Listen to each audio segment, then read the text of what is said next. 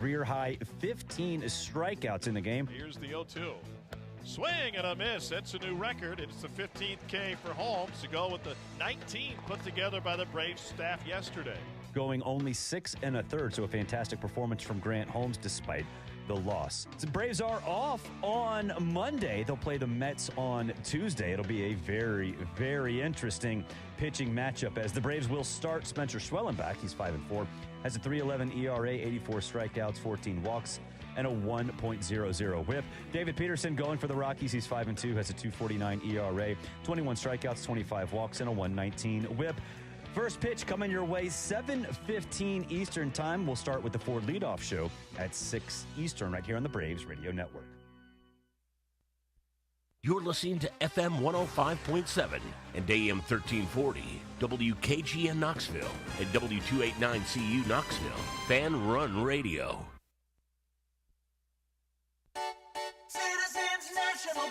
We make it easy to save money. Get access to thousands of discounts on shopping, dining, and travel with the CNB Plus Perks account. It's a powerful new way to save money with roadside assistance, cell phone protection, identity theft protection, and credit monitoring. Banking at CNB has its perks. Call or stop by a branch for more details. Citizens National Bank.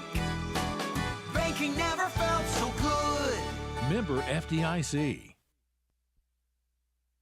A brand built in Tennessee and born from the love of the game. Inward Half revolutionizes golfing comfort. Crafted by a former pro and dedicated enthusiast just like you, our luxury performance wear guarantees you stay cool and comfortable through every swing and every day. We're not just a brand. We've set out to create a lifestyle for those who understand that impeccable style and premium performance are a hole-in-one. Enjoy the walk-in with Inward Half.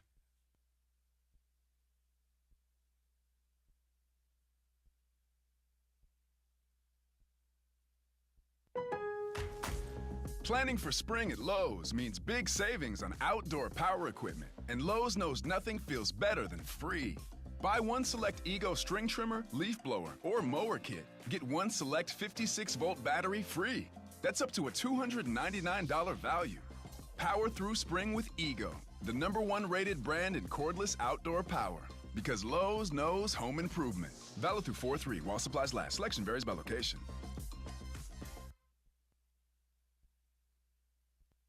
Do you love to gamble?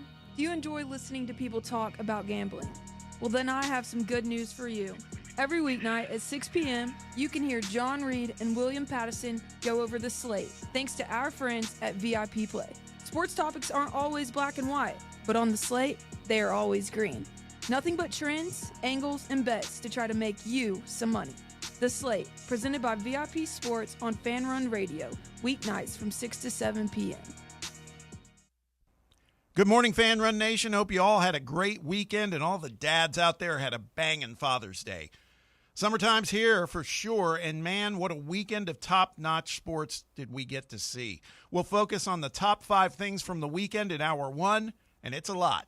The U.S. Open was a cruel mistress in the final day, and an unexpected winner emerged. The College World Series opening weekend was fantastic. The NBA Finals is about as even as it can get. And Caitlin Clark reminded us all that she's not just an ordinary, really good basketball player. She's an icon. She's transcendent. And the Florida Panthers are elite when it comes to being road warriors in the Stanley Cup and the playoffs in general. We'll talk about all of this in Hour 1. In Hour 2, we'll continue to pivot to football when we're joined by Ryan Shumpert of Rocky Top Insider to recap an important recruiting weekend for Vols football. We'll also classify the presumed QB1s in the SEC. Who's overrated, who's underrated, and who's properly rated. We'll discuss. Speaking of quarterbacks, we'll also play some Believe It, Don't Believe It today with Fan Run's newest dude, Chase Thomas. He'll join us in Hour 3, and we'll be talking about a topic that's very close to us right now, Joey Football, another new guy. We're back at it for another Monday Read and React edition of Under Review. Let's buckle up and get it right now. From the studios of Fox Sports Knoxville, it's time for Under Review with Bob Baskerville on Fan Run Radio.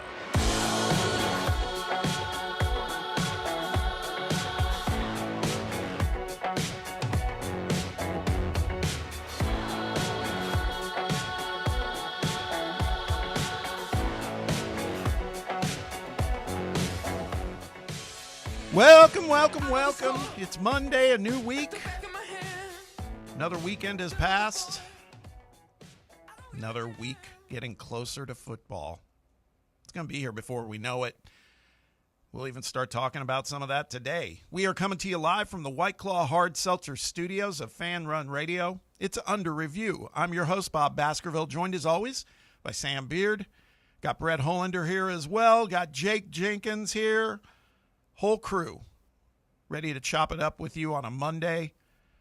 And we appreciate you, the listener, spending time with us however you choose to do that. Maybe it's live on the radio dial, AM 1340, FM 105.7. You can find us on either side. You can also stream us live on your desktop or laptop, fanrunradio.com. Maybe you stream us live on your mobile device using the free Fan Run Radio app. Maybe you check us out later as a podcast. Maybe you watch us on video. The YouTube channel, Fan Run TV. Check it out. Smash the subscribe button. We're also on YouTube. We're also on X. Hell, we'd probably perform live for you if you wanted to come in and sit and watch us. I wouldn't advise it. It's kind of a tight spot, but we could do it. However you choose to spend time with us, consume our show Under Review, support the brand, Fan Run Radio. Can't thank you enough. We love what we do, and we love doing it for you. You can also be a part of the program on a live basis. Phone lines are open. Text box is open. The same number will get you to either area code 865-966-3435. That's 966-3435. You can also hit us up on X at Fox Sports Knox. Good weekend, boys. It was good. Father's Day weekend. Got a couple dads in here. We're all sons of dads, I think. That's how it goes, right? Circle of life, all that. For most people, yes. I think so. Most worlds, that's how it goes. But it was good. It was good. Got to just do what I do best on my Father's Day, and that's nothing. Nothing. There we go. Just hang out, watch some TV, nap here and there. Walk out. What time did you have your nap? That's critical in terms of, in terms of the golfing, the golf nap. You can't have it too far into the back nine. It was like can't doze off too early. Maybe if the family's still around. In the 3:30 range. It's probably pretty good. Probably about a half hour. Yeah. Tops, but miss a couple holes. That's about it. Yeah, that's it. But I'll elaborate on that in a second because it's not just about me. It's about these guys, too. So let's say hello to the rest of the gang. Sammy, how was your weekend? I had a good weekend. Nice, relaxing weekend. Like you said, definitely was able to watch a bunch of ball. Was locked into the golf tournament all weekend long. Fantastic week at Oakmont. Should be, I think the U.S. Open should be very proud of what they put out. One man under par, the rest of the field over par. I think they got to love that. But yeah, I mean, I was locked into the golf for the most part. Got a little bit of sun this weekend. That was good before getting locked into the golf and baseball and all that. And then just enjoyed the College World Series. I was not anxiously awaiting, but I was going to be interested to see like kind of how locked in I would be to the College World Series with Tennessee not playing in it. But I was all in. Some great games, some great storylines. That continuing this afternoon, obviously, hoping for our Cinderella story, Murray State, to maybe be able to knock out Arkansas today. That'd be a whole bunch of fun. But yeah, I mean, it was. I feel like I had a pretty similar weekend to you. It was just a nice, relaxing weekend, able to soak in all the good moments. It was a good sports weekend for sure. I gotta say, maybe the best Father's Day gift I could have gotten. And this is what I woke up to, was seeing the replay of the 2008 U.S. Open and watching, like, peak Tiger Woods. Yeah, that was a great call by the USGA or whatever to be like, let's just put one of the great final rounds on TV here during this rain delay. Because, I mean, as a golf fan, I've gone back and, like, watched that full round on YouTube before and stuff like that. But for people that, maybe aren't going back and watching full Tiger Woods rounds highlights and stuff like that, you can kind of turn the clock back to peak Tiger prime 2008 and be like, well, yeah, this is what this guy was doing at his best. It was incredible. I was also struck by the how much the fit has changed on golf attire, because Rocco Mediate who was going neck and neck with Tiger. He was totally bagged out in what he was wearing, and even Tiger. Oh yeah, Tiger's pants were kind of pleated and baggy, and I don't know, man. That was one of my biggest takeaways. But man, some of the shots he hit and the way that, I mean, I think he set the tone for golf not being kind of a sleepy game. You know what I mean? As far as like his reactions off of his shots and everything else. You see a lot of it now, but he set the table for that. And there were just countless moments from him doing that. You know, I mean, there were just so many shots that he would hit under pressure, you know, obviously hurt during that event and stuff like that, and still just grinding his way through it. Yeah, that's an all-time finish right there. Definitely. Brett, how you doing? How was your Father's Day? It was good. Saw the other two important fathers in our lives, I guess. My wife's father, we went and did brunch with them, and then dinner with my brother, who's also a father, and my dad. And it's almost a tradition. You get together, you watch the Open on Father's Day. You know, I want to continue that as long as I can with my dad, and it's important to me. You know, I did my own stuff with my daughter and wife, but that was important that I got to see my dad and celebrate him and what he means to me and things like that. And it was an awesome way to do it, you know, so grilling out and having the Open on. So that's how I spent my Sunday. And weekend itself was a lot of soccer watching for me, Club World Cup, Gold Cup getting started. So, that's I'm tuned out of the College World Series. Once the Vols kind of exited, I watched a little bit of Arkansas LSU, but for the most part I've kind of seen highlights, but not really in it. You know, it's almost more frustrating seeing some of these teams that are in it that you couldn't be a part of it, but it is what it is. So, but not for me right now. Yeah. Well, that's cool what you do with your dad. Speaking of someone whose dad is no longer around, you do it as much as you can for as long as you can. It's pretty awesome. As for the College World Series, and we'll get to it in the next segment, but I have to say, I'm actually watching it with a little less. There's no stress. It's kind of like, hey, there's some good ball. I'm not sure how good we would have done in Omaha, to be perfectly honest. Be nice to be there, of course, and anything could happen. But man, two things I'm going to say right now is it feels to me like, Sam would be saying, "I told you so," but Coastal looks very, very legit. Like win it all legit. They really are good. There's no question about it. We kind of knew that, but I mean, the stage is not too big for them at all. At all. Something about those uniforms just fires me up too. Yeah. I don't know, just the black and teal they had yesterday was fantastic. Yeah. Yeah. You just reminded me of something though too, and it's not about. If Arkansas can just get eliminated today, I'll be very happy for the rest of the College World Series, honestly. Well, that's what I was. LSU winning, it's going to sting a little bit, but they've won before. They've got the trump card in terms of more national titles won, obviously. Just being able to watch another College World Series and sit back and enjoy and know that Arkansas just doesn't get one, to me, is a success.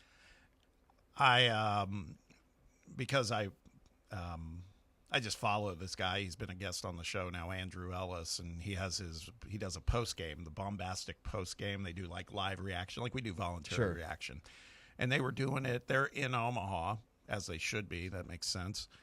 And so they're doing their live shot after the loss to LSU, and they have a super chat or something going on the bottom, so the questions show up. And I did a frame grab here because they were recapping the game, and somebody writes in and says, "Another embarrassment on the national stage. That's all this team is ever destined for. Don't know why I expected anything different. My fandom is at stake here." It's like that. See, that's what you can. Brett, there's a way to enjoy the college. Well, at least it's embarrassing that they're losing in Omaha and not on their home field. Yeah, it's one thing to lose LSU in Omaha, and it is to lose in the regional at home, but.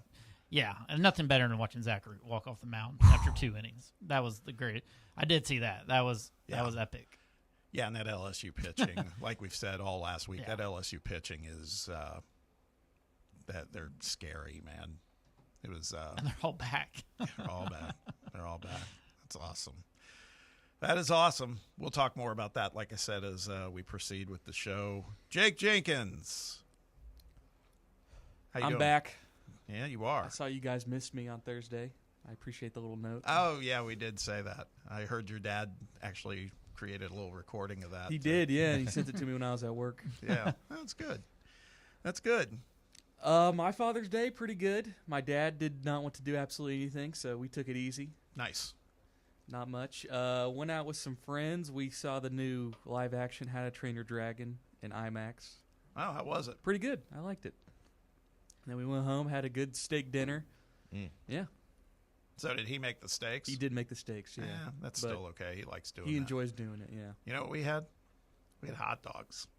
Let's go, Bob. And That was your choice? That's what I wanted, man. I wanted grilled hot dogs and beans and chips, just like picnics. Yeah, just a classic grill out. Because they were doing the I whole. respect it. I've had enough burgers. I was kind of like, no, man, I want some of those natural casing hot dogs that crack. And, Yeah. You know, I was just like, let's do that because my wife was like, well, where do you want to go out to eat? I was like, I don't want to go out to eat. I don't want to do any of that. Everybody's out eating. You know, it's like I just want to hang.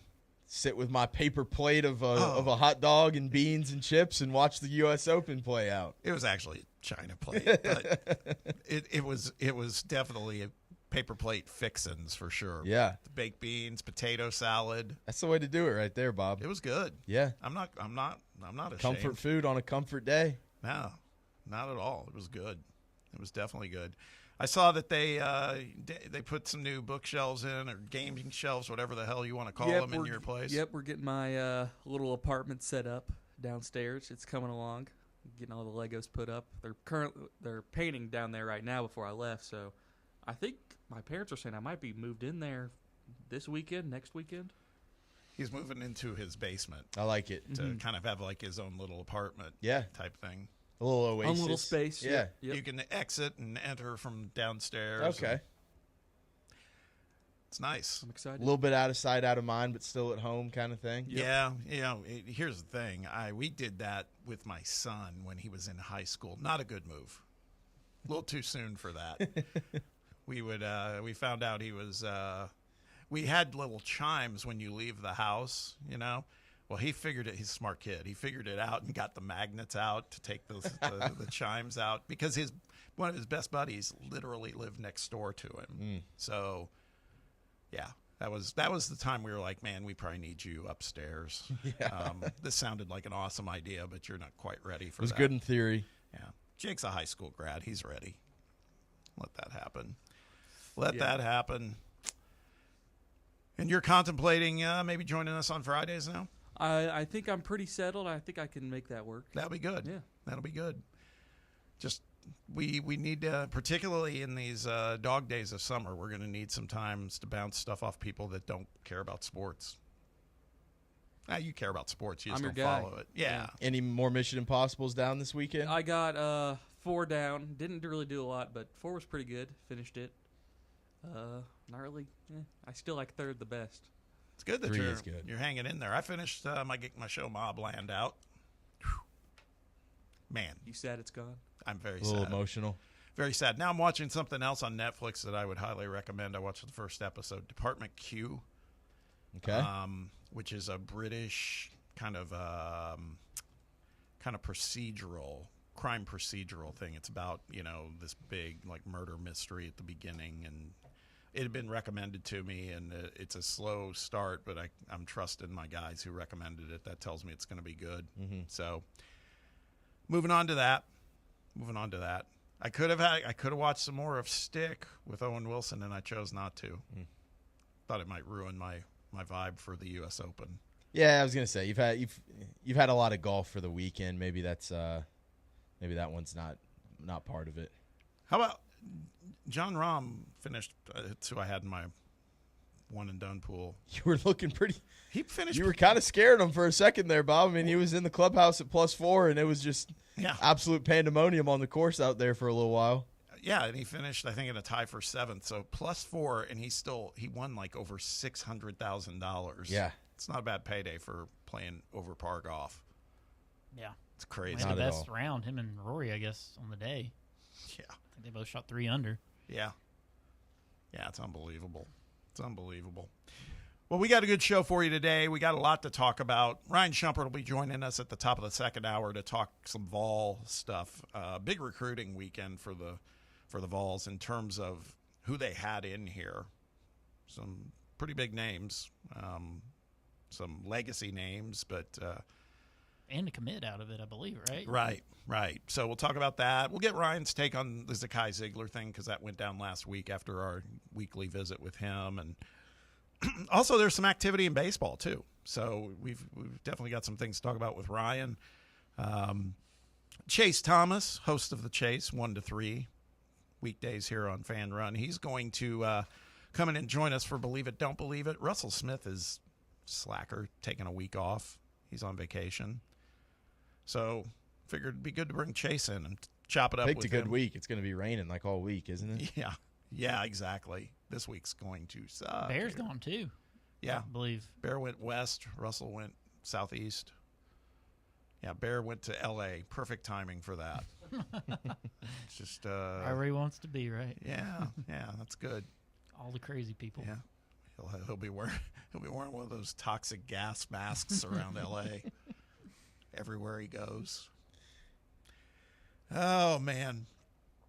But we've got things to talk about. We're going to hit a timeout here. When we return, we'll start talking about our topic A on Mondays in the summer, the 5 biggest things from the weekend. And in this case, it was events. Lots of things going on. Like I said, we'll get to Vols in hour 2.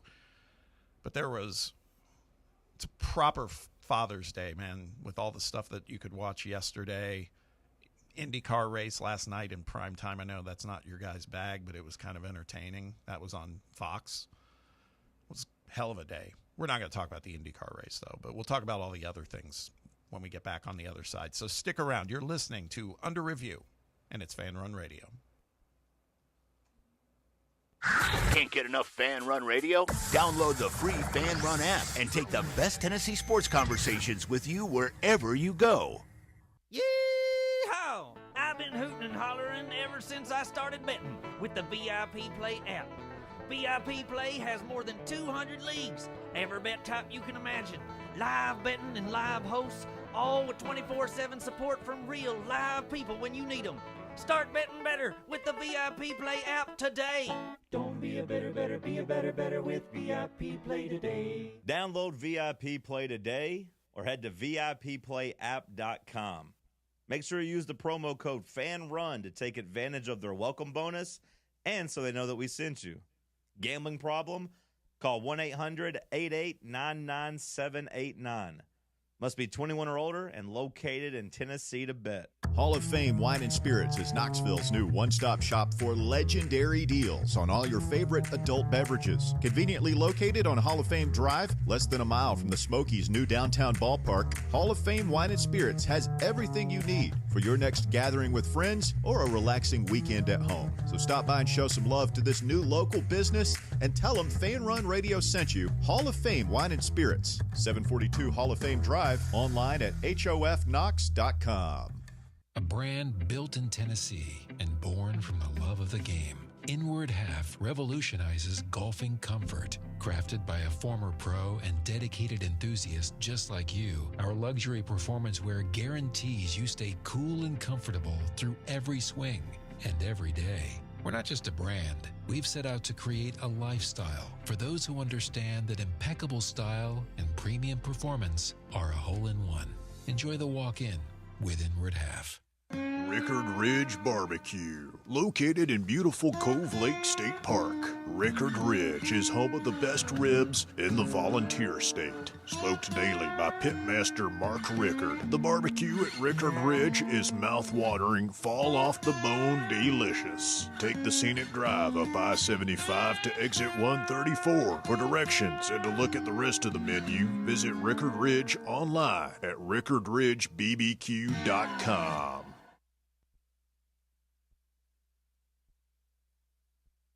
White Claw is taking hard seltzer to new heights with White Claw Surge. At 8% alcohol, White Claw Surge is a stronger wave of refreshment that doesn't compromise on taste. Available in 4 bold waves of flavor like ripe blackberry, citrusy blood orange, zesty natural lime, and tart cranberry. Check out your favorite retailer in-store and online for the White Claw Surge Variety 12-pack and 16-ounce single-serve cans. White Claw Surge. Please drink responsibly.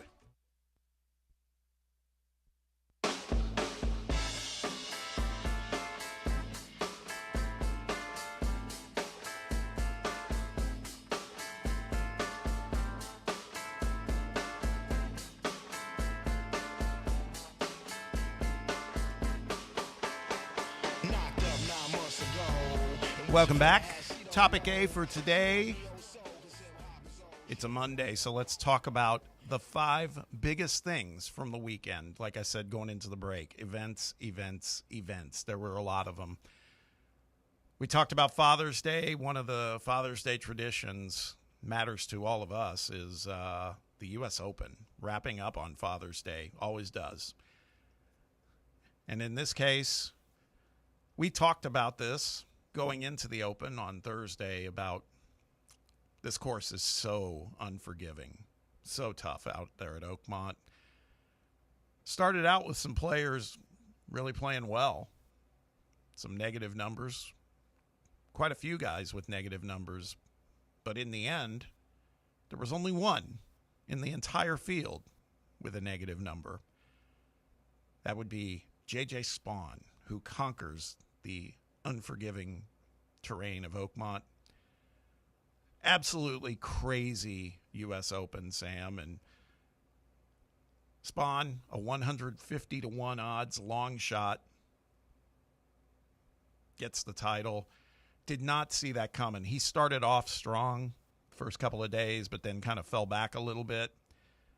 What we didn't know was going to happen were the 2 guys that were at the top of the leaderboard. Sam and I were so excited. One of the guys that we had talked about as a keep an eye on guy. We even wagered a little bit on this guy, Adam Scott. He was up there at the top going into Sunday, but then Sunday happened. Yeah. My God. I mean, the weather played a huge role in Sunday. Do you feel, Sam, that was the sole culprit here?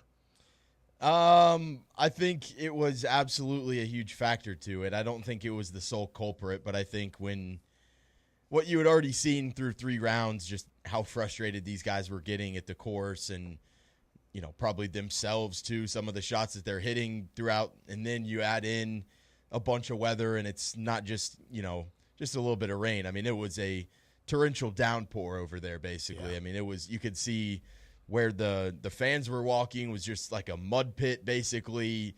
You had the greenskeepers just putting towels down on the greens to try and soak up all of the water. Like it was, I mean, it was standing water for definitely parts of that course. And so I do think it's just already the mental fatigue of trying to finish off a U.S. Open that's at an extremely difficult course. Now you got to go in there with rain.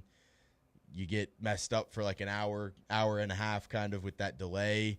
I do feel like, you know, that was definitely a factor for those guys. But I don't know. This is kind of what I think this is what the U.S. Open wanted too. You talk about them just saying like putting together the most difficult test to try and find the guy who, you know, deserves it the most throughout the week. And the way J.J. Spaun was putting and hitting clutch shots when it mattered most, I think that you can definitely say that he was the best guy on the field. Yeah. Sam Burns and Adam Scott, again, they were the leader pairing at the end on Sunday. They combined on Sunday for a plus 17. Talk about how much money Jon Rahm made being tied for 7th and over par for the week. Boy, those guys lost quite a bit of money themselves. Oh, God. Burns finished tied with Rahm at 7th place. He rallied a teeny bit at the end, but, I mean, he was out of the running to win it. It was more just trying to climb back up the leaderboard a little bit.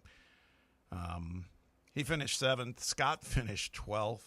I mean, I've never seen him melt down quite like that. That's why we were liking him, right? He's always so steady. Yeah. But, man. 9 over. He struggled. Burns got screwed.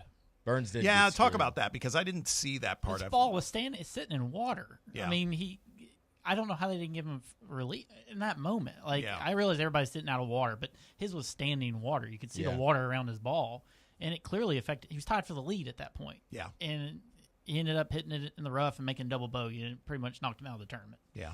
I mean, I thought that was totally unfair, and there were times when I know Adam Scott got a free relief out of a puddle similar to that as well. Like, it wasn't. I mean, he had two guys come over, and maybe he could have hit a better shot, but it definitely influenced where it went. I picked it back up on the tail end of that double bogey, so I just missed what had happened. But I saw on social media all sorts of chatter about it. Yeah, he was saying that like the way that the fairway was Yeah. sloped, he was down in like a low spot of the fairway where it was standing water.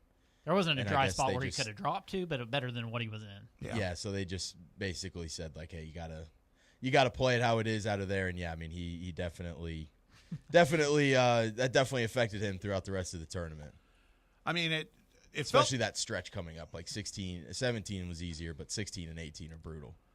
For those guys, Burns for sure, it felt like post the weather delay, it was like a race to the bottom, man. All of a sudden, like, Sam texted me and said, man, you're in good shape with Rahm being in the clubhouse at +4. We don't know how this is going to play out. And you didn't know if Scotty was going to get hot. Scotty was flirting right Yeah. there. He just never, I mean. Yeah. I really thought that Robert McIntyre at Yeah. +1 in the clubhouse was just going to go win that thing. Absolutely. I think he thought he might be too. He was so nervous. You Yeah. could tell he was like, oh, God. But before the rain, I thought that the leaders were playing terribly. I mean, Yeah. we know what Spawn was. He was 5 over through his first, 6 holes. Yeah. Yeah. He had the bad luck on, 3 or 2 where he hit the flag stick. Yeah. But, I didn't think that anybody at the top was playing that well going into the rain delay. It just made the course even tough for that rough especially. Yeah. Yeah, well, and then Spawn leaves nothing to doubt, man. I was like, okay, he's in good shape on the 18th hole. It's like if he can 2-putt, he's going to be okay. He trains this. They said that was the longest made putt in the entire tournament. Really? I didn't see that. 64-footer. That's pretty cool. Wouldn't doubt it. It was beautiful. I couldn't believe it. I was like, okay, he's getting close. He That's got all the line from Hovland. Yeah, right. That helps. Yeah. I really, again, good analysis from NBC because who was doing color with Dan Hicks? Kevin Kisner probably. Yeah, I think it was Jackson was Kisner on who there. said Kisner's really good at it. I when think. when Hovland hit it to the green, he was like, "Man, that is so beneficial." Yeah. For Spawn, and I was like, I didn't quite get what he meant, but what he was saying, he's away, so Hovland's going to have to putt first. Mhm. So he's going to get a look at Yeah, the line. he saw the line. He saw exactly what you got to do, basically. Yeah.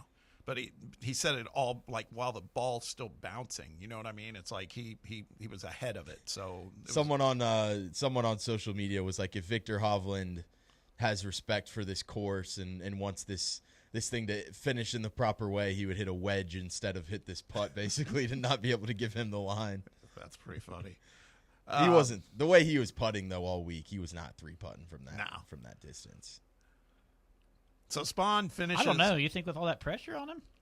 64 feet. If he didn't see it, What did he do on the 17th tee with all that pressure on him, Brett? I mean, that was know. the shot of a lifetime there, driving the green there. No, it was, yeah.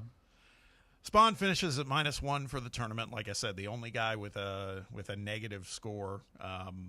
McIntyre was second, 2 strokes behind at +1. Hovland third, +2. We talked about some of the big names, Scotty and Rahm both at +4. Rory finished +7. Burns finished +4. Scott finished +6. Spawn gets what a payday, $4.3 million.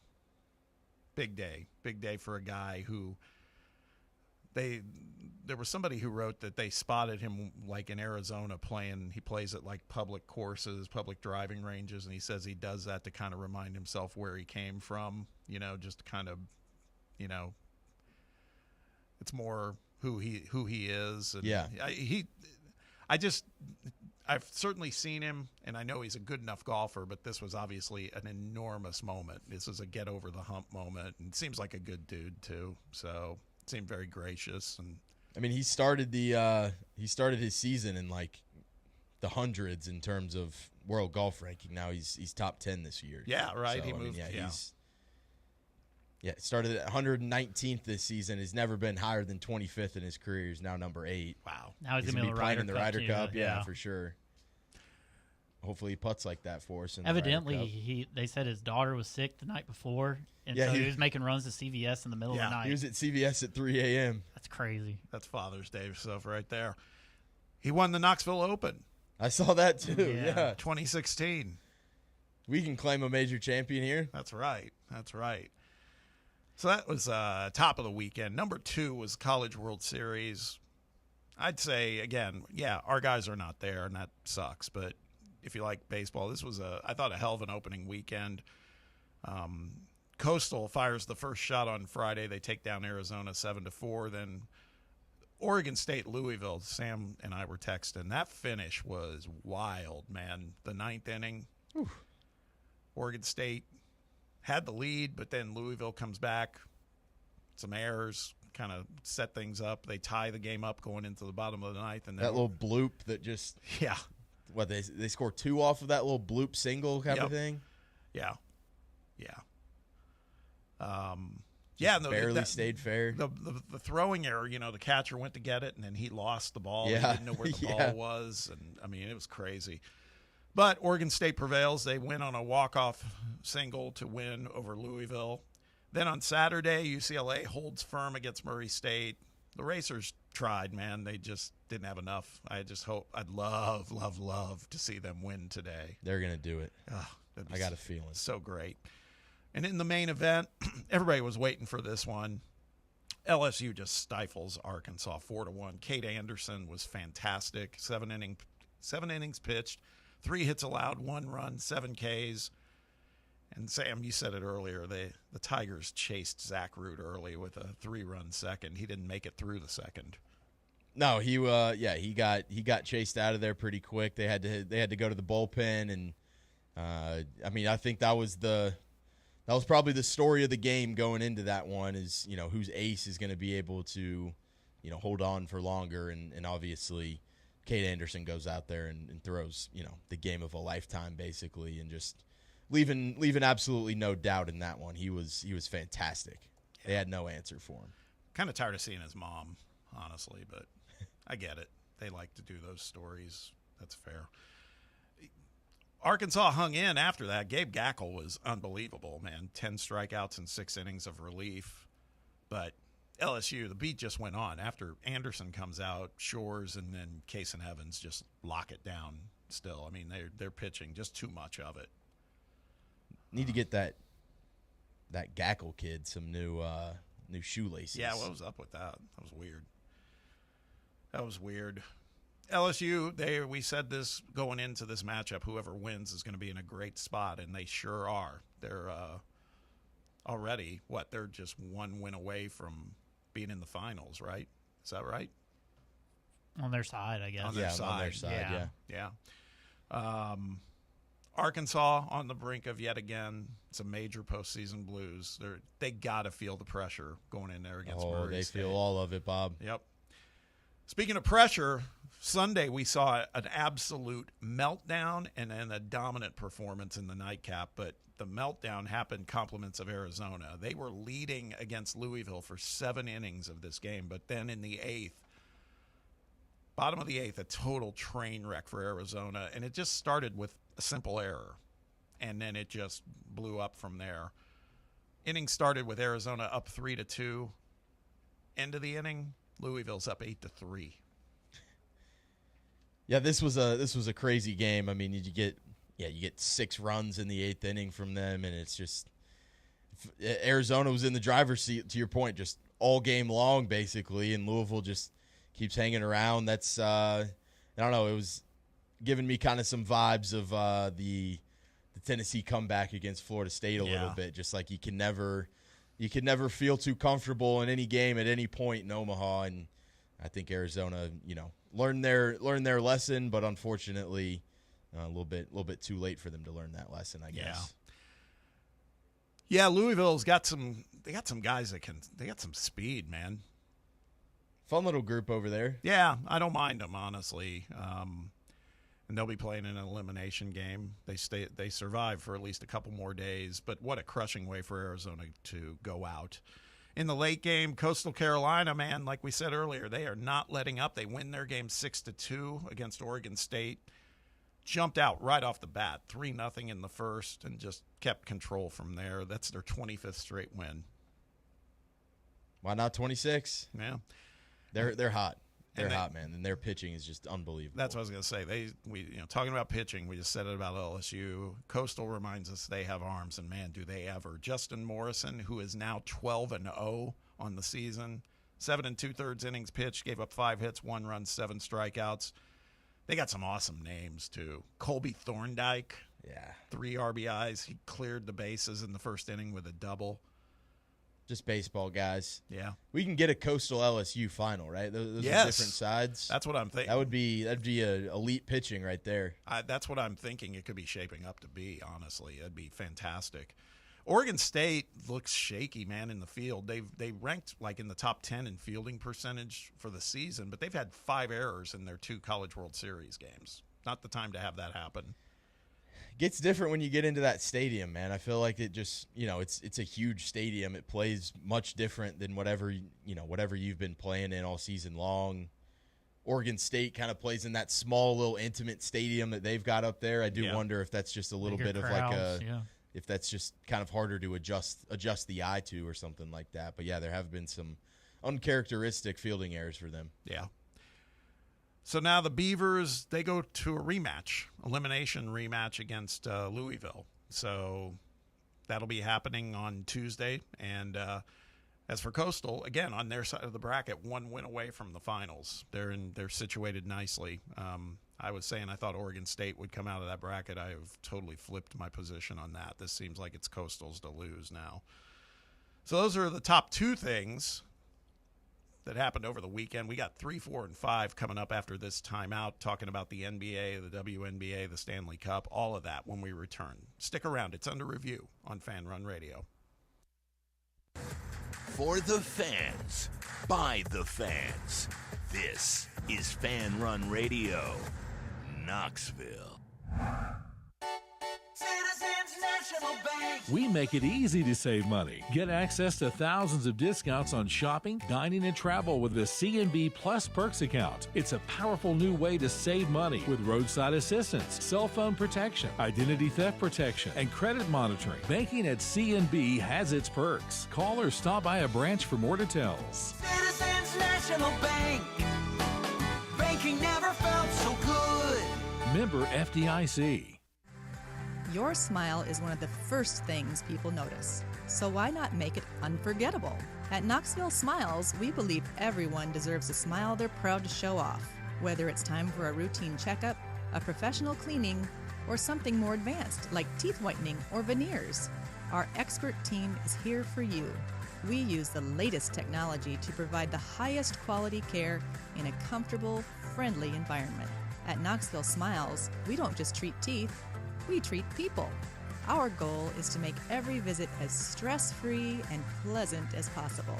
So if you've been putting off your next dental visit, now's the perfect time to take the next step towards a healthier, brighter smile. Give us a call at 865-539-1776 to schedule your appointment. That's 865-539-1776. Or visit us online at knoxvillesmiles.com. Smile brighter with Knoxville Smiles. Located in Knoxville's historic Old City, Barley's offers great food, live music, the best draft beer selection in town, and now your new favorite place to watch sports. Their indoor projector is perfect for any weather, and they've revamped their upstairs area with more TVs to take in all of the action. Their menu features hand-battered chicken tenders, juicy burgers, fresh salads, and the tastiest pizza in Knoxville. You can enjoy their happy hour drink specials daily from open until 6 p.m. Barley's Tap Room and Pizzeria. Are you looking for a treat that will knock it out of the park at the next watch party? Just like your favorite baseball team, Crumble brings the best lineup week to week with an expanded roster that includes key lime pie, strawberry cake, or my personal favorite, Monster featuring M&M candies. Let Crumble treat you to the best cookies in the game. Download the Crumble app and start earning rewards. You can even vote monthly on what flavors you would like to see at any store of your choice.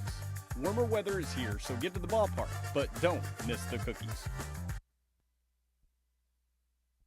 A brand built in Tennessee and born from the love of the game. Inward Half revolutionizes golfing comfort. Crafted by a former pro and dedicated enthusiast just like you, our luxury performance wear guarantees you stay cool and comfortable through every swing and every day. We're not just a brand. We've set out to create a lifestyle for those who understand that impeccable style and premium performance are a hole-in-one.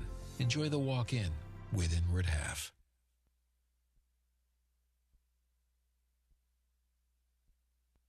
Do you love to gamble? Do you enjoy listening to people talk about gambling? Well, then I have some good news for you. Every weeknight at 6 p.m., you can hear John Reed and William Pattison go over the slate, thanks to our friends at VIP Play. Sports topics aren't always black and white, but on the slate, they are always green. Nothing but trends, angles, and bets to try to make you some money. The Slate, presented by VIP Sports on Fan Run Radio, weeknights from 6 to 7 p.m.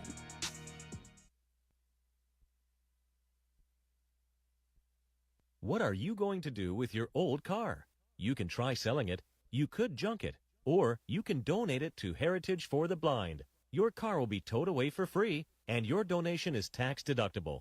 Just call 1-800-639-8620. Heritage for the Blind accepts cars, vans, trucks, and boats.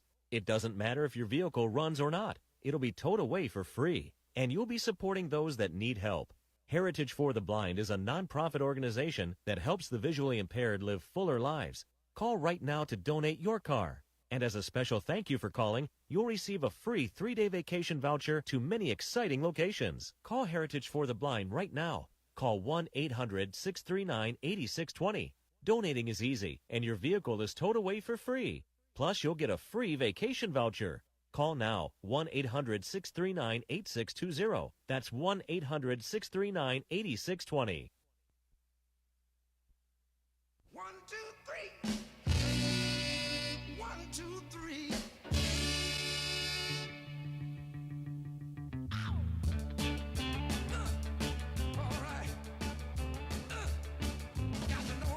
Welcome back as we continue to talk about the 5 biggest things from the weekend.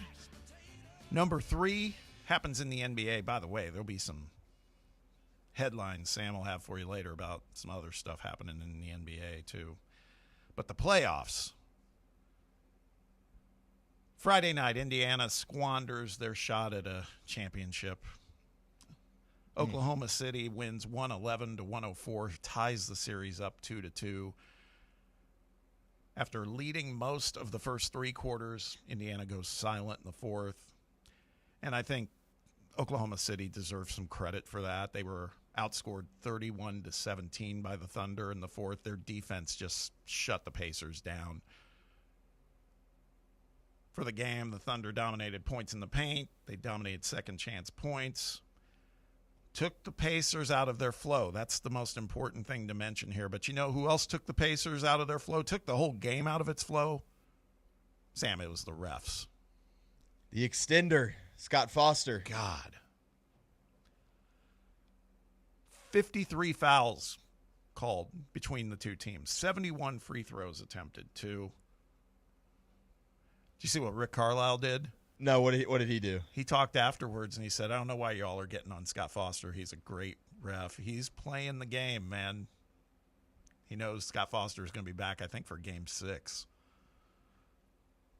He doesn't get the nickname for no reason, Bob. Yeah. I mean, I feel like the NBA, they call him in whenever they're like, hey, we can't let the Pacers just run away with this NBA Finals. I got to call in Scott Foster so that we can make this a little bit more interesting here. Some bad calls, man. Both sides, by the way, but most of them towards Indiana. Yeah. And, I mean, I'm not saying that biased as a fan. There's a lot of people who feel the same way. Now he's still got his ties to the mob somewhere. Yeah, exactly. SGA, Jalen Williams combined for 62 points. They do what they do. You can't really shut those guys down for the most part. But Alex Caruso was probably the Thunder's MVP for my money in that game. 20 points off the bench and 5 steals. I mean, he was a nuisance in the purest sense of the word. Yeah, no, I mean, you get those This Thunder team, I feel like, is completely different when you get those performances from really it just feels like one guy off their bench that is just going to go out there and have like a fantastic performance. And I don't know, it seems like maybe that's almost where kind of the chess match of this series is at, where you've got, both teams' starting lineups really being able to do damage in multiple different places, but like who's going to kind of be those primary bench options for them. And yeah, it kind of felt like what you got out of Caruso was pretty special in this sense. Yeah. And you're right. Pacers had another great game off the bench from Obi Toppin, 17.7 boards. Who did not deliver in this game off the bench was Ben Mathurin. He was kind of bad Ben in this one. Mm-hmm. Shot poorly at the line, just didn't do what he did in Game 3, which was obviously a difference maker. Halliburton had 18 points, 7 assists, but it felt like he had to work his ass off to get them. I mean, whether it was Lou Dort or Caruso, I mean, they picked him up right at half court, made it very, very hard for him to have any breathing room. Pascal Siakam, 20 points, 8 rebounds, 5 assists, does what he does, but boy, I can't help but say, I talked about it going into the game. The winner of this, probably the favorite to win it all now, and it sure feels like the momentum has swung. Calling it what it is. Got to go steal one. Yep.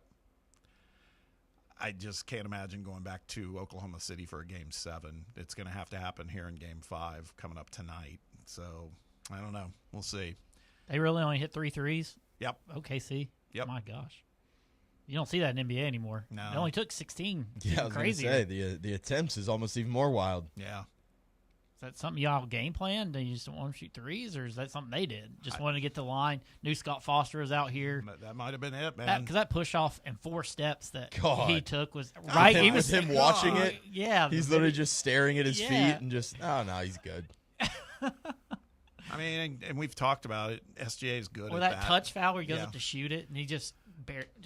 Which was what about the one where they called it a shooting foul for Holmgren? Yeah, and he hadn't gathered it up to shoot yet. No, I know. I mean, I get continuation, but it wasn't even the beginning of continuation. The flagrant that they called on Caruso. Yeah. I mean, come on, that's just like a hard foul in the finals. Who was the one that pushed Halliburton clearly in the back and got a steal went the other way? That was Caruso. Yeah.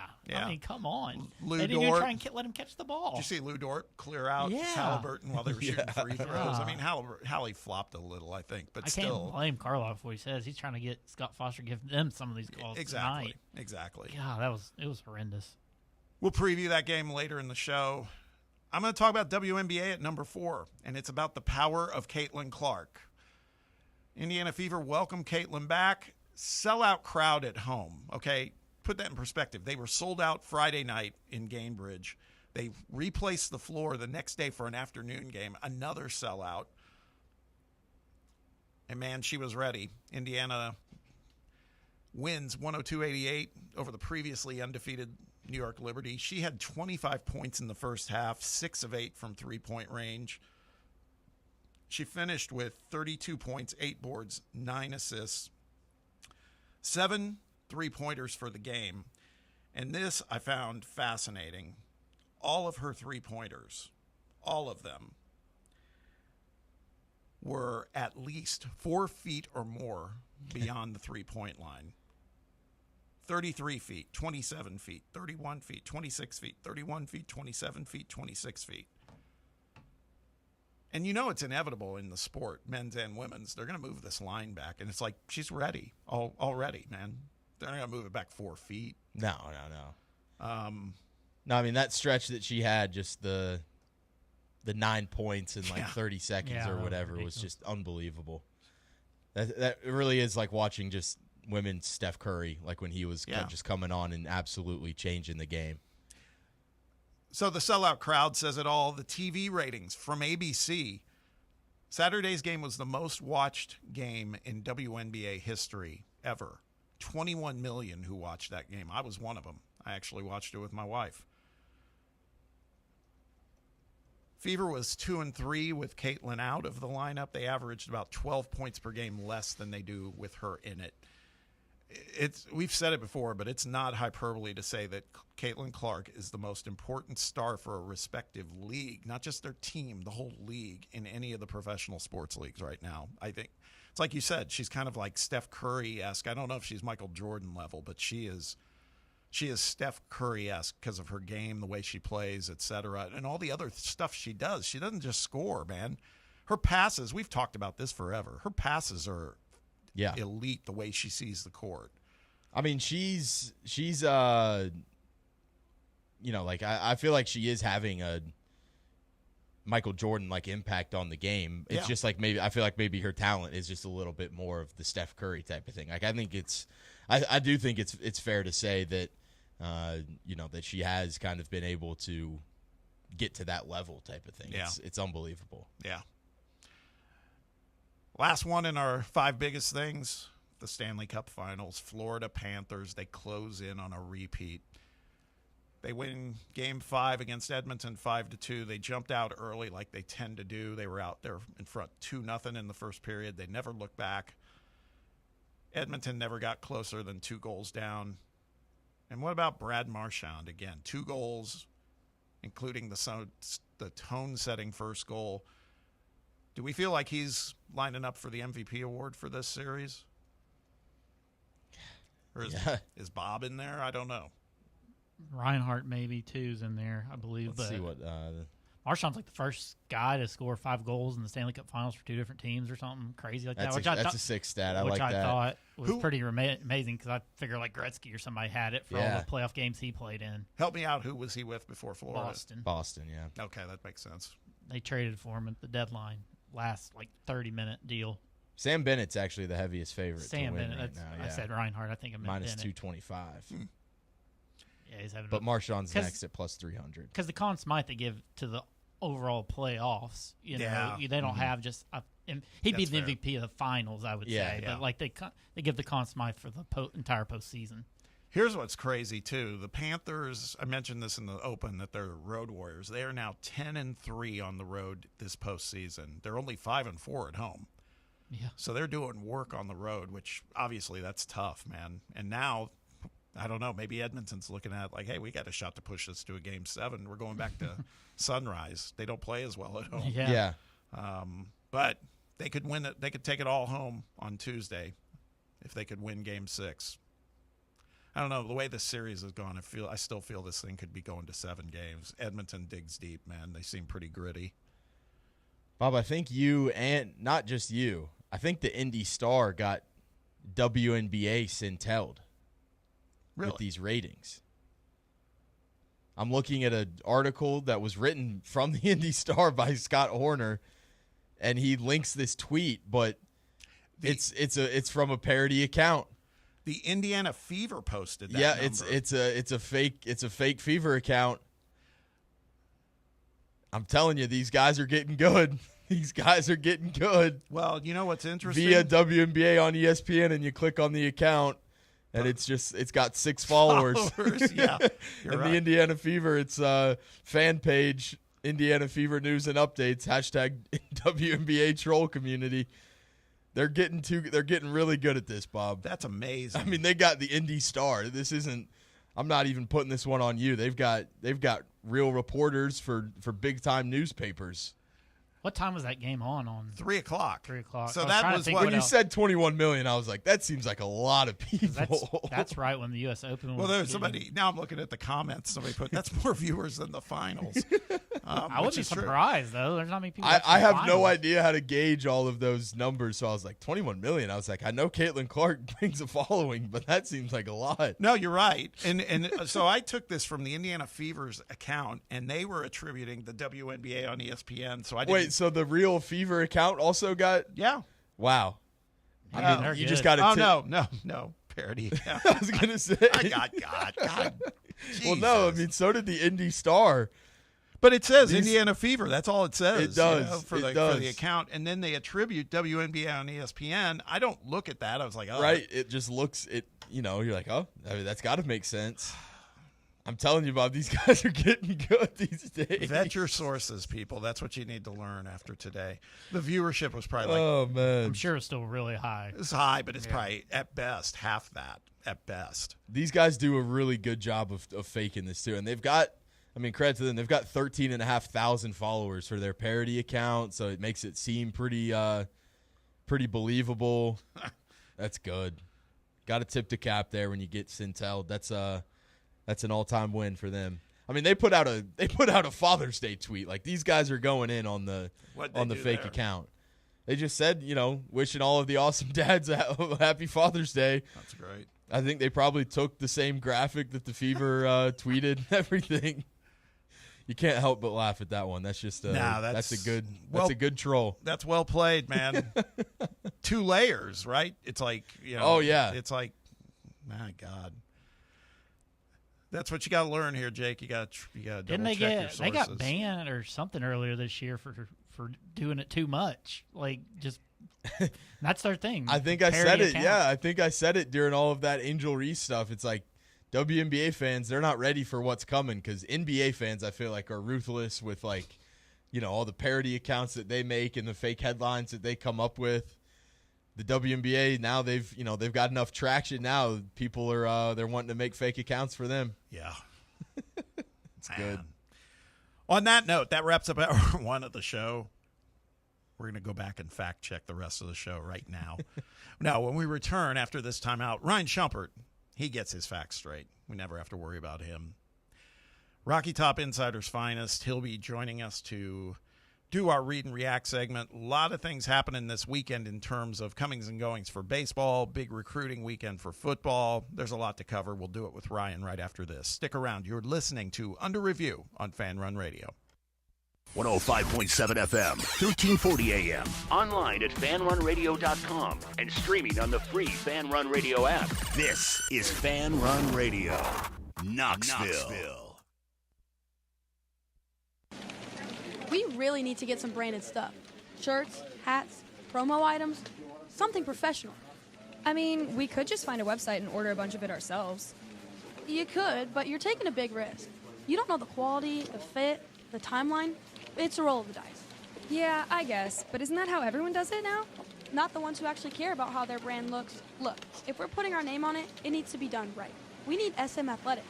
SM Athletics? Yeah, they specialize in working with businesses like ours. Apparel, hats, promo gear, but real, customized stuff. They actually care if it turns out right. Probably a lot better than getting stuck with 100 t-shirts with crooked logos. Exactly. Plus, they'll walk you through everything. Sizing, colors, material, so it matches the image we're trying to build. Makes sense. What's the name again? SM Athletics. Trust me, if you want to look like a real company, not a flea market stand, this is the move. If you're serious about your brand, work with people who are serious about getting it right. SM Athletics.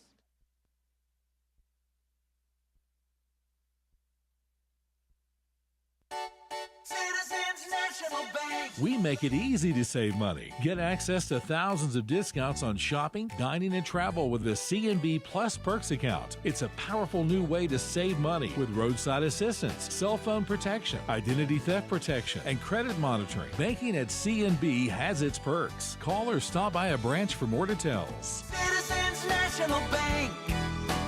Banking never felt so good. Member FDIC.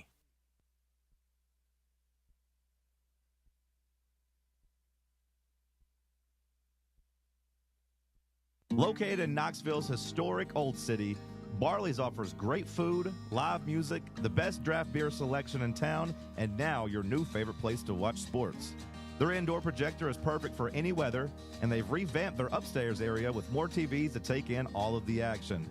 Their menu features hand-battered chicken tenders, juicy burgers, fresh salads, and the tastiest pizza in Knoxville. You can enjoy their happy hour drink specials daily from open until 6 p.m. Barley's Tap Room and Pizzeria. Are you ready to show off that confident, radiant smile you've always dreamed of? Well, here at Knoxville Smiles, we're ready to turn your dream into a reality. At Knoxville Smiles, we're more than just a dental practice. We're your partners in achieving optimum oral health. From routine cleanings and checkups to advanced cosmetics and restorative procedures, we offer a wide range of services in an environment that makes every visit a positive and comfortable experience. At Knoxville Smiles, it's about more than just treatments. We're focused on creating a welcoming environment where you feel like family. Our state-of-the-art facilities are designed with your comfort in mind, and our friendly staff is always ready to address your questions and concerns. Don't wait any longer to achieve a beautiful smile you deserve. Schedule your appointment at Knoxville Smiles today. and take that first step towards a healthier, happier you. Call us at 865-539-1776 to book your appointment today, or just visit our website at knoxvillesmiles.com. Hour 2 of Under Review starts now.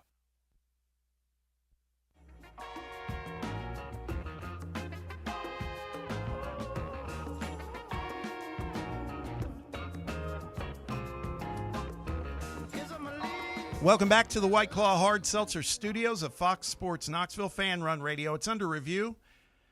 Got Bob and Sam and Brett and Jake all here on a Monday, kicking off another week. Appreciate you spending time with us. You can always be a part of the program. Phone lines are open. Give us a call. Drop us a text. Area code 865-966-3435. That's 966-3435.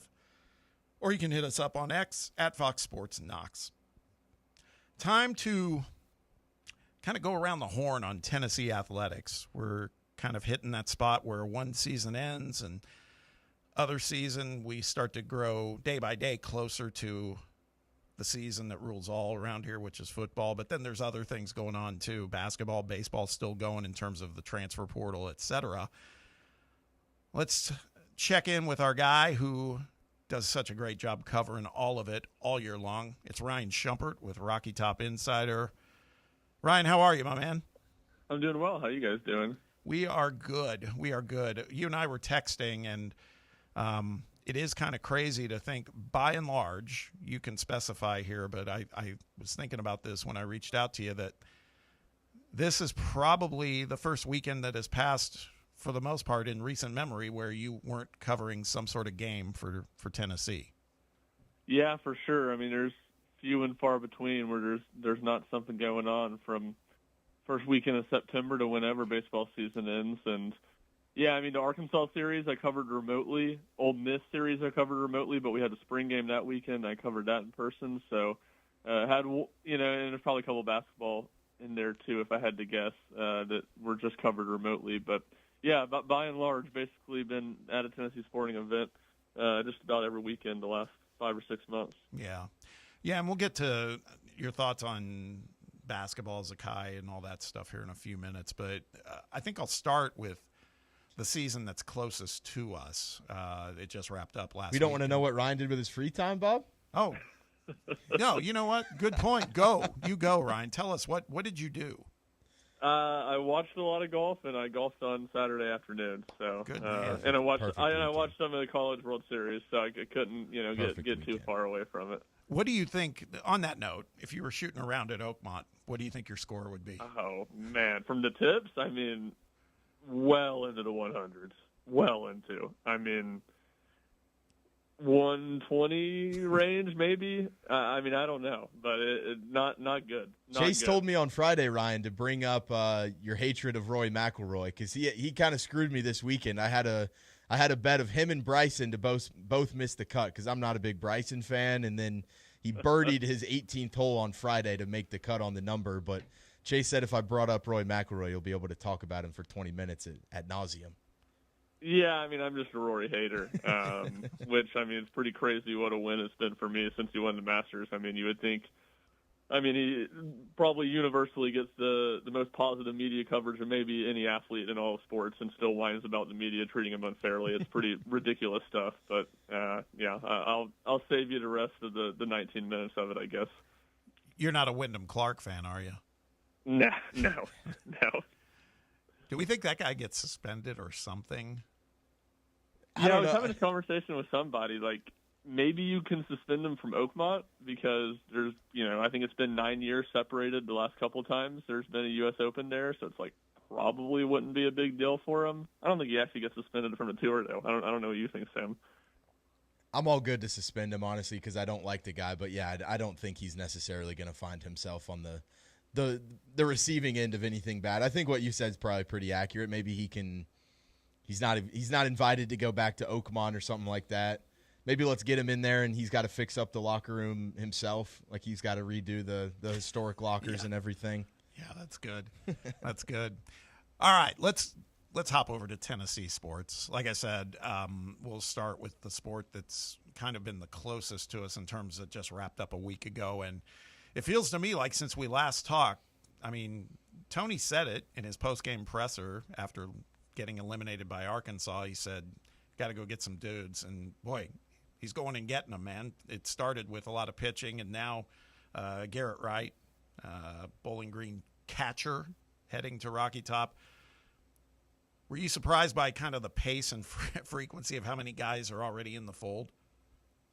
Not really, just from the standpoint of how many guys Tennessee already had in the fold before the season ended. I think, that aspect was, if you would have told me that in, a week before Clay Edmondson committed, I forget when that was now, sometime in April, I would have said yes, that a week after the season, or 8 days after the season ends, they have 5 guys committed. I would have been surprised. But, adding 2 in the last week I don't think is shocking, especially considering how quickly they got to work getting guys on campus last week. The 2 players that did have committed to Tennessee both, do not contact tags. So, and you knew Tennessee was interested in both of them. So, no, I don't think overly surprising, but also notable. I guess is kind of where I'd say I land on that.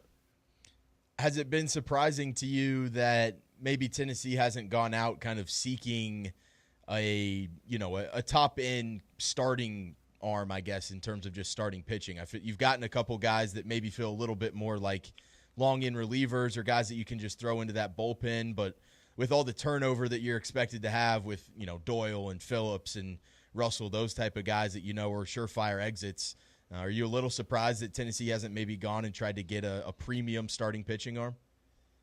Well, I mean, I would say Landon Mack is kind of that. The Rutgers transfer who they had in last week. Maybe not top end in the sense of some guys in the portal have been in recent years, and I'm maybe nationally not quite as glued in as I am with the basketball portal, but I don't know that there's anybody out there at this point that I would say is necessarily that high-end weekend arm, but Mack was really good in the Big Ten as a starter, as a true freshman. And I, talk about a guy that is a 3-year player before he's eligible. So he would have to play at least 2 more seasons before he could go pro. So, he is that a little bit. I think maybe a little bit surprising that there haven't been more pure starters that they've contacted. Clay Edmondson is maybe that if he makes it to campus. He was at UNC Asheville this past year. I wonder if this stuff, typically you think of a submarine guy, you think of a guy that plays better out of the bullpen. So I guess I would say a little bit to answer your question kind of down the middle.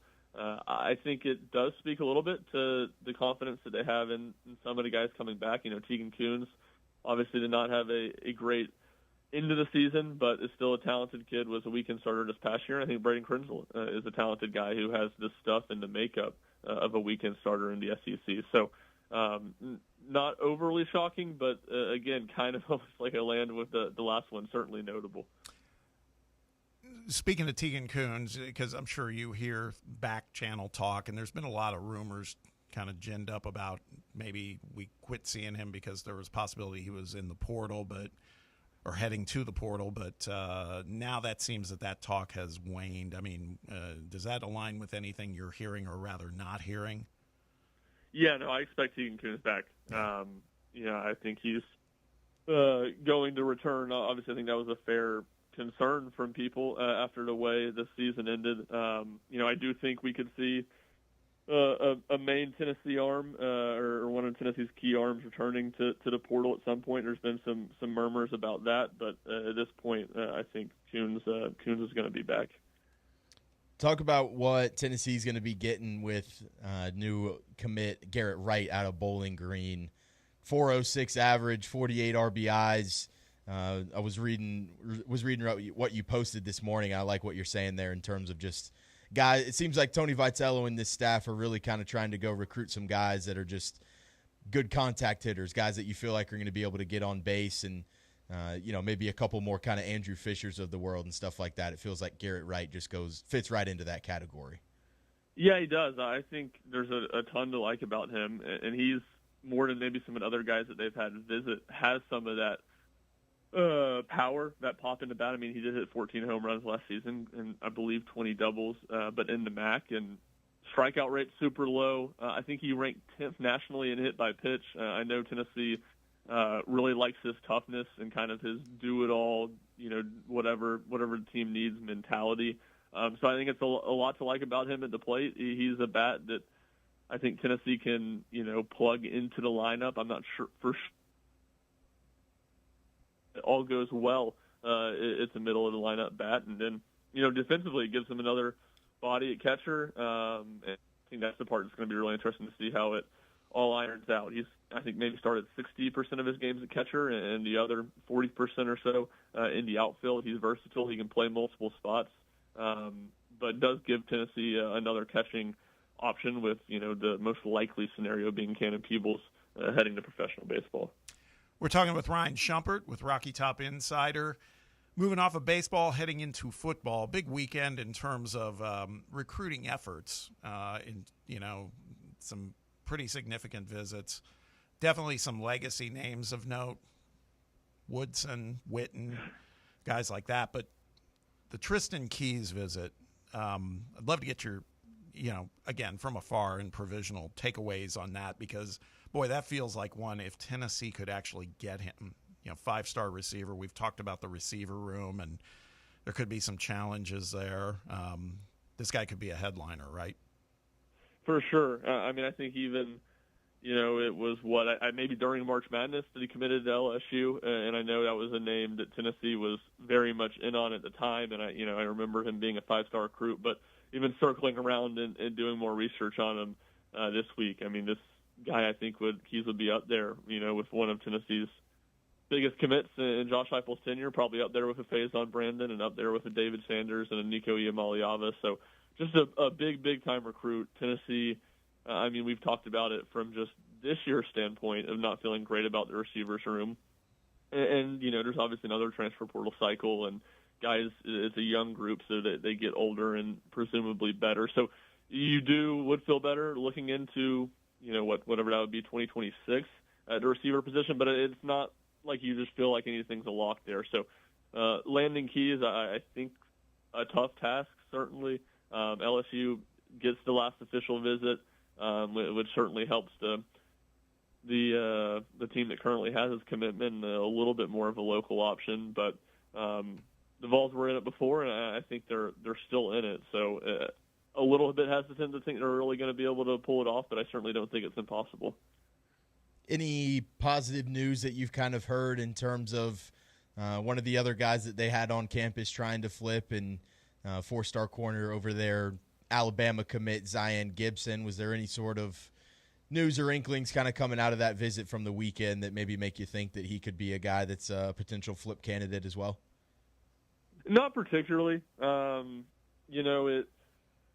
know that there has been buzz around him, which feels legit that he could flip. I wouldn't necessarily say anything specifically that I've heard coming out of the weekend. I do know he, tweeted about, I think this weekend he is going to Alabama. Maybe certainly we've seen Tennessee flip guys from Alabama. Harmon last cycle was one of Tennessee's better gets. I don't know, maybe this is me just being Nega Ryan here, but kids from an hour away from Tuscaloosa, that one feels very difficult to me. I guess is the point I'm trying to make. Could be wrong. I'm certainly not super lockstep in the know with the high school football recruiting, but that's one that I've had some skepticism towards just because of his proximity to Tuscaloosa. Ryan, I feel bad because we're sitting here talking with you, and there's actually breaking news. I was going to say, this is bad, Ryan. This is going to reflect negatively on you. Dylan Loy enters the transfer portal. Yeah, it's a tough day. Can we still rise up, or is that dead? Well, we'll be monitoring the rise depending on where he goes. We'll continue to monitor. We'll continue to monitor the options at Tennessee to rise. But no, that one's tough. More from, it hurts for the team. He's one of Tennessee's top 3 relievers or top 3 pitchers returning. So from that aspect, it hurts. I from what I've been told, basically wanted to be guaranteed a weekend starting spot next year, and that just wasn't something Tennessee was was going to be willing to do. So not overly shocking, I guess, from that aspect of it, but certainly an East Tennessee guy who was presumably going to have a big role and was going to presumably compete for a starting spot or a weekend starting spot is certainly a loss. And, all the more so tragic for the Loy boys. Yeah. Where do you feel like a guy like that can end up? Do you feel like he's still going to be trying and going after like an SEC program, or do you think he's going to maybe, go down to maybe a little bit of a dip in competition to kind of get to that guaranteed starting spot like you're saying? Yeah, it's a good question. I mean, any big-time SEC teams, I'd be surprised if they're guaranteeing him a starting spot, but maybe some lower half SEC teams, maybe some ACC teams. Like, I think he could – I think he could be a weekend starter at Tennessee, maybe not number one. But I certainly understand why Tennessee wouldn't guarantee that to him. I don't think he's proven enough to have that guaranteed. So, yeah, we'll see. My guess is if he's going to hold strong to this and wants to be guaranteed a starting spot deal, it'll be somewhere in maybe the ACC or Big 12 or, lower SEC level. You're going to have to do a wellness check on Jack Foster after this segment, Ryan. Yeah, no, it was, kind of actually – peek behind the curtain, first got tipped off about it on the golf course Saturday. So I texted Jack and was like, hey, do you mind rewriting something just in case this breaks? And, it was a somber afternoon for the two of us. And, hoping that things would turn around and go in the other direction. But obviously that's not what ended up happening. It's a good thing we didn't make the T-shirts or the business cards like we threw out earlier this season. We would have to change like the logo from a Tennessee logo on there to whoever else, Virginia or something like that. And there it is. Foster's got it posted on the site. Good tag team, man. You guys know what you're doing. Absolutely. Combining our efforts to make some stuff happen. Jack just tweeted out #Loy Boys Fall Down. that was the title of the tweet. Nice. This is fantastic. Good. I'm happy mostly for you because I don't want your contemporaries out there, going, man, Shump's lost his fastball. Why is he not doing this? While you're spending time with us, which we always appreciate. So hats off to Jack Foster. Appreciate that. And your ability to look ahead. It's impressive. All right, basketball. Because I know there's a media availability tomorrow, so you'll probably hear some more. But you and I, and Sam, we haven't talked with you since the ruling came down on Zakai. Not that was a shocker. I just wanted to get your take because my take, honestly, was kind of relieved, to be perfectly honest. I mean, where did you net out on this? Yeah, I mean, from like a work standpoint, I would say relieved. Yeah. It's going to open a whole other can of worms. And look, it's kind of where I've landed on this entire thing. Like, I don't really think Zakai should have gotten another year, frankly. I think he played his 4 years and had a great career. I don't blame him for trying. There are other guys out there that are still playing college basketball and college sports who I don't think should have eligibility. So, it's not like I'm just going to hate on Zakai here and act like he's the only one doing this, and there was no case that he had. I don't really think that was true. Like I said, there are guys with, to me, worse cases than Zakai that will be eligible next year. So from that aspect, I don't really blame them. But no, to me, it didn't feel like he had a great case by any means, and more than anything, I guess it's just a bummer for those guys. The class above them, all those guys got the extra year because of COVID, and we'll see when it gets implemented. It seems like at some point the fifth year is going to happen. I don't know if that will be in time for the seniors this next season, or it'll be a few more years down the road. But it is going to be a small kind of window of players that only get 4 years of eligibility, and kind of bookended by players to get 5. So, from that case, it sucks for Zakai, but just with what the rules are right now, I didn't think he really, had a great case or anything like that. Moving to a little bit of football, Jack. Ryan. I don't know how familiar you are with Kelly Ford's ratings, but he posted Tennessee's season breakdown basically, and I thought it was very interesting. He's got us as a better percentage chance to win 10 games than to win 8 games this season. I wanted to get your take on that one, and if you feel like this is a team sitting here right now in June that you feel like you can be comfortable with saying that you do have a better shot of winning 10 than 8 games this upcoming football season? I don't really feel that way. I don't think that's necessarily crazy, and I think just generally speaking, and I don't know, like I'm not super familiar with Kelly's formula or his system. I think generally speaking, we as a public probably put more stock into the quarterback position than any sort of analytical-based model would. Not that those wouldn't have a little bit heightened compared to other positions, but certainly that's where Tennessee's not great, and I think there's probably some negative vibes from just the way the offseason has gone as a whole. I mean, look, it's been a rough offseason for Tennessee football. I don't think there's any doubt about that. So yeah, I think 10 wins is possible, but I would point to this point. At this point, still feeling like 8-4 is a little bit more likely, unless Tennessee's passing game is just going to be significantly better than I expect. Yeah, and it's interesting because, and boy, we could spend a whole hour talking about this, and we probably will as we get into the silly season. But I've just been kind of looking at some of the splits between Nico and Joey Aguilar, and I don't know. I mean, it's just two very distinctively different brands of quarterbacking that's, we got to choose from here. You got more of a gunslinger type, obviously, as his stats reflect in Joey, and then you got Nico, who was, I felt kind of conservative last year, and when he did go for it all, it felt like he overthrew a lot. And I don't know. My point is I just think that I'm ready to just roll and see what happens, because you're right. I think we're all in the mindset of, the quarterback we downgraded there. I'd still say we might have, but at the same time, I don't think all's lost in that regard. No, not necessarily. I mean, I think when you just zoom out and look at, Tennessee's quarterback play wasn't great last year. Their passing game wasn't very good last year, and they won 10 games. I think you can, zoom out and look at it from that perspective.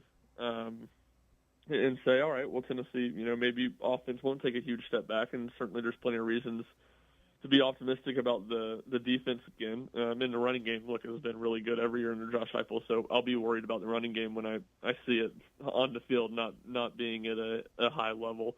Look, I wouldn't say I'm super high on Aguilar. I almost, from all that stuff I just said, it almost all makes me like Jake Merklinger more, just because I think Aguilar is a little bit more high ceiling, low floor, and maybe I feel a little bit better about Merklinger's ability to manage the game and to limit mistakes, and the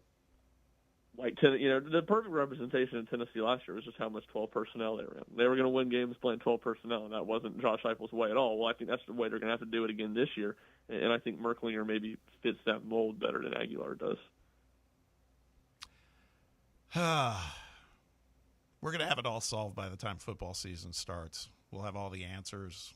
We won't even need to watch the games. That's exactly right. I can feel it. Hey, listen, as always, Ryan, appreciate you spending time with us. So do you get to downshift a little at this point? I mean, obviously this weekend you did, like we were saying, to some degree, but is this kind of calm before the storm for you? Yeah, no, it's July is when it'll really calm down. It goes in an interesting flow, and it's always very dependent on how long baseball plays, but we'll have transfer portal baseball stuff that'll be enough to keep us busy for the next couple of weeks. Then I imagine it'll slow down a little bit, and then we'll get the MLB draft in mid-July, which, this year's MLB draft will be, to me, by far the most interesting from the Tennessee perspective since I've been covering the team, just with how many guys from the high school ranks and from the transfer ranks are kind of could go either way type of guys, and certainly a couple on this last year's team. So it'll be slower. It won't be traveling. We'll be over at basketball tomorrow, but won't be a ton of media availabilities on campus. But certainly enough going on. Football recruiting, as you guys know, this has turned into the busy season in June and July. So plenty of stuff to write about, but enough to downshift at least a little bit. And I know you got to be unbiased and all, but are you just a little bit, maybe a little part of you rooting for Murray State against Arkansas today? Oh yeah, no, you don't even have to. I don't have to pretend to be not biased about that. That would be the funniest thing ever. So yes, that's definitely rooting for Murray State, rooting for Coastal on the other side of the bracket, and we'll see what happens. But I'm hoping the Chanticleers make a little magic, whatever, 9 or 10 years after the first one. It's sad that we're kind of, over here at least, Team Under Review, we're kind of rooting for LSU to a certain degree in that bracket. Yeah. But honestly, Sam said it, LSU and Coastal as a final would be elite, probably. And a good throwback to, I think that was 2015 when the Coastal won, because Coastal won the Super Regional in Baton Rouge to make it to Omaha. So a little bit of throwback. And I'm kind of in the same boat with the LSU-Arkansas thing. It's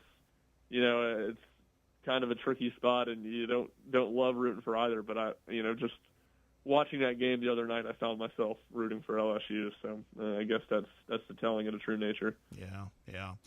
Well, listen, man, as always, appreciate you spending time with us. I hope you have a great week and it's not too crazy for you. We'll be keeping an eye out to see if you get any nuggets of note from tomorrow's basketball availability. That should be interesting. But thanks as always, man, and we'll look forward to talking to you the next time. Yeah, sounds great. Talk to you guys next week. See you, Ryan. Ryan Shumpert, Rocky Top Insider. You can find him at rshump00 or at rockytopinsider.com. Let's take a break. When we return, we're going to do a little agree or disagree, and this is based on some work from our friends at Saturdays Down South. They put together kind of a matrix of presumed QB1s at all the SEC schools. Which ones are overrated, which ones are underrated, which ones are properly rated. So we'll kind of ping through those pretty quickly and get our thoughts on, do we agree or disagree on some of them? See where Joey Aguilar is, for example. We'll do all that after a quick timeout. Stick with us. It's Under Review on Fan Run Radio. Catch up with all things Fan Run by subscribing to our podcast feed. Like, rate, and download the show from the Fan Run app or wherever you get your podcasts. Rickard Ridge Barbecue, located in beautiful Cove Lake State Park.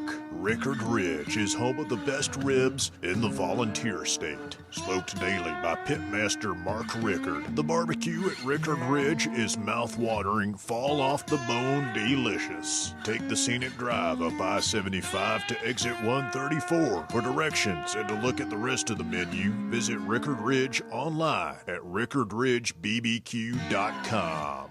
A brand built in Tennessee and born from the love of the game. Inward Half revolutionizes golfing comfort. Crafted by a former pro and dedicated enthusiast just like you, our luxury performance wear guarantees you stay cool and comfortable through every swing and every day. We're not just a brand. We've set out to create a lifestyle for those who understand that impeccable style and premium performance are a hole-in-one. Enjoy the walk-in with Inward Half. Do you love to gamble? Do you enjoy listening to people talk about gambling? Well, then I have some good news for you. Every weeknight at 6 p.m., you can hear John Reed and William Pattison go over the slate, thanks to our friends at VIP Play. Sports topics aren't always black and white, but on the slate, they are always green. Nothing but trends, angles, and bets to try to make you some money. The Slate, presented by VIP Sports on Fan Run Radio, weeknights from 6 to 7 p.m.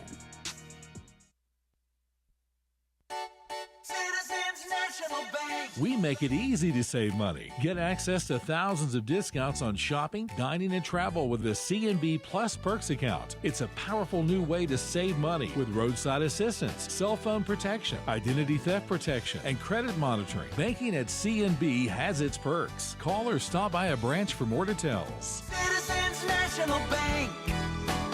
Banking never felt so good. Member FDIC.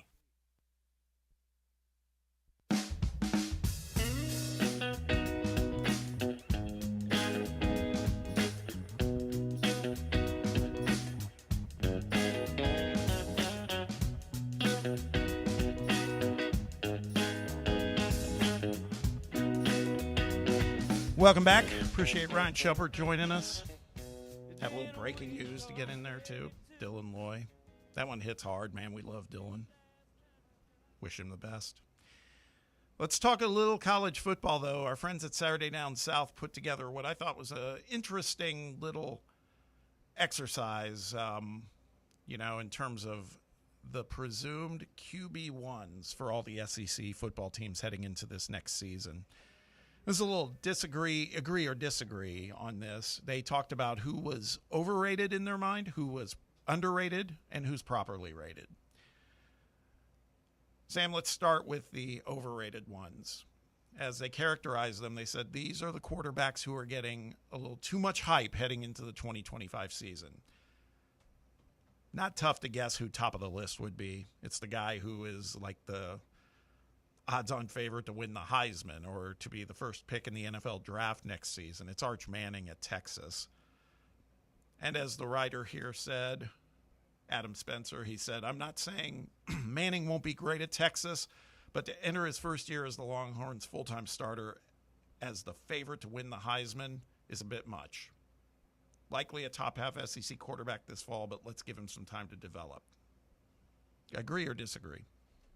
Strongly agree. Yes. Yeah, I mean, I think Arch Manning's got plenty of talent on paper. Can he find himself at the top of the league or near the top of the league by season's end? Absolutely he can.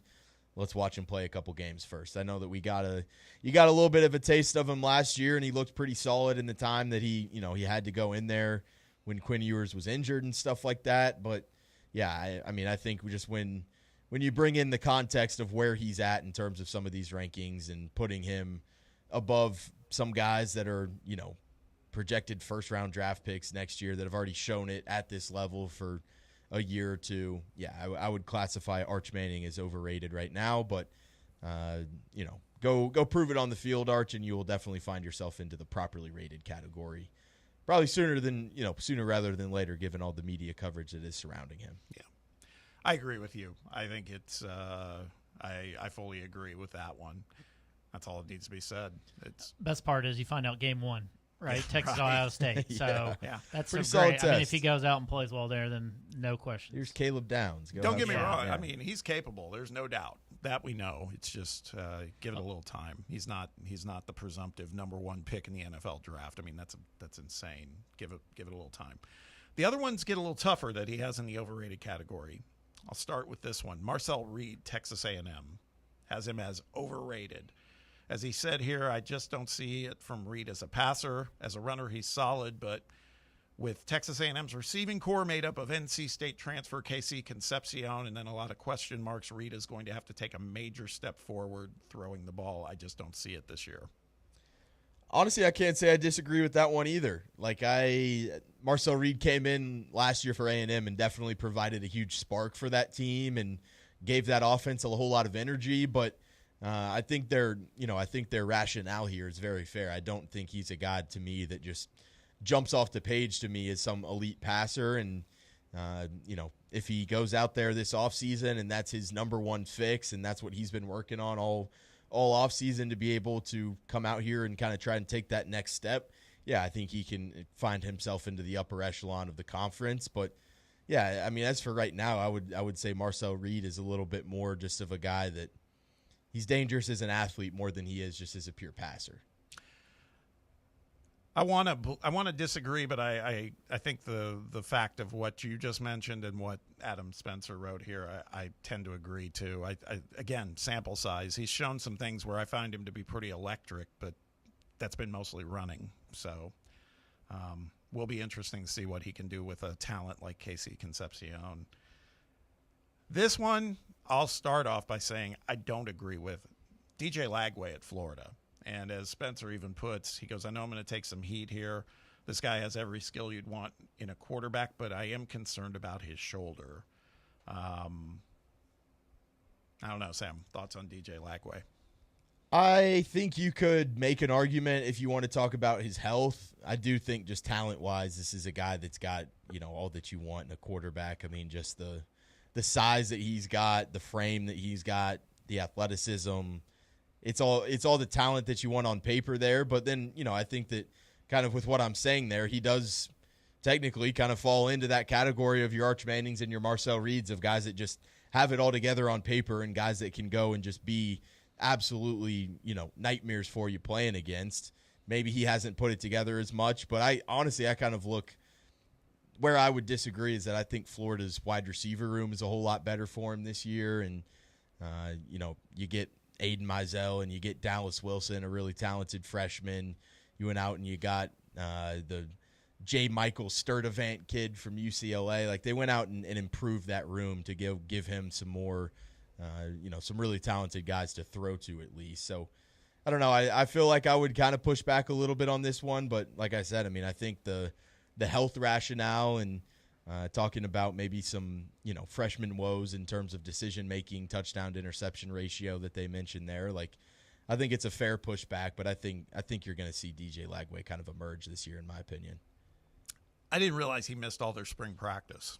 Yeah, no, I mean, that shoulder has been something that has been kind of like is this a long-term worry for you? Yeah. Something in the water down there in Gainesville with big athletic quarterbacks that have shoulder issues. He's also not sharing any snaps this summer. I mean, he's not taking many snaps, but he's not sharing with Mertz. And he did improve as the season went on yesterday when he got, or last season, I mean, with those big wins down the stretch, too. He's the quarterback I'm most intrigued by, I would say, in the SEC. Because I think he's got the highest ceiling of any quarterback. Yeah. Which is scary. The fourth and final player that they have is overrated. Zach Calzada at Kentucky. And he Is he rated? That's what I was just about to say, Brett. He had to write something, I guess, for every quarterback. His rationale here was, look, I'm trying not to be mean here. I'm sure Calzada's a good guy, but he's had 2 chances to hold down an SEC starting job and instead ended up at Incarnate Word the last 2 years. I feel like you could throw this guy into the properly rated category. This guy's garbage. Let's move on. I'd take it as a compliment if I was Calzada. They actually rate me. Yeah. And you think I actually have an rated. expectation here. That's right. That's pretty interesting. Let's talk about the ones they have as properly rated. Lenora Sellers, South Carolina, has a cannon for an arm, perhaps the best runner at the quarterback position in the entire SEC. Again, there's some personnel issues, it says here, in terms of their backfield and receiver position, so can he overcome those? I think Lenora Sellers, it took me a while to buy in, but I'm pretty impressed with him. I'd say properly rated because they're basically saying we think he's good.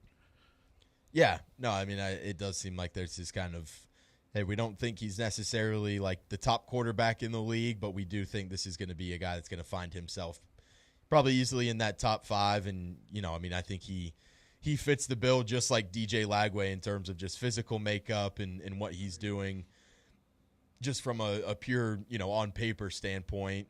The stories that you hear from Beamer in the offseason in terms of like his work ethic and what he wants to do.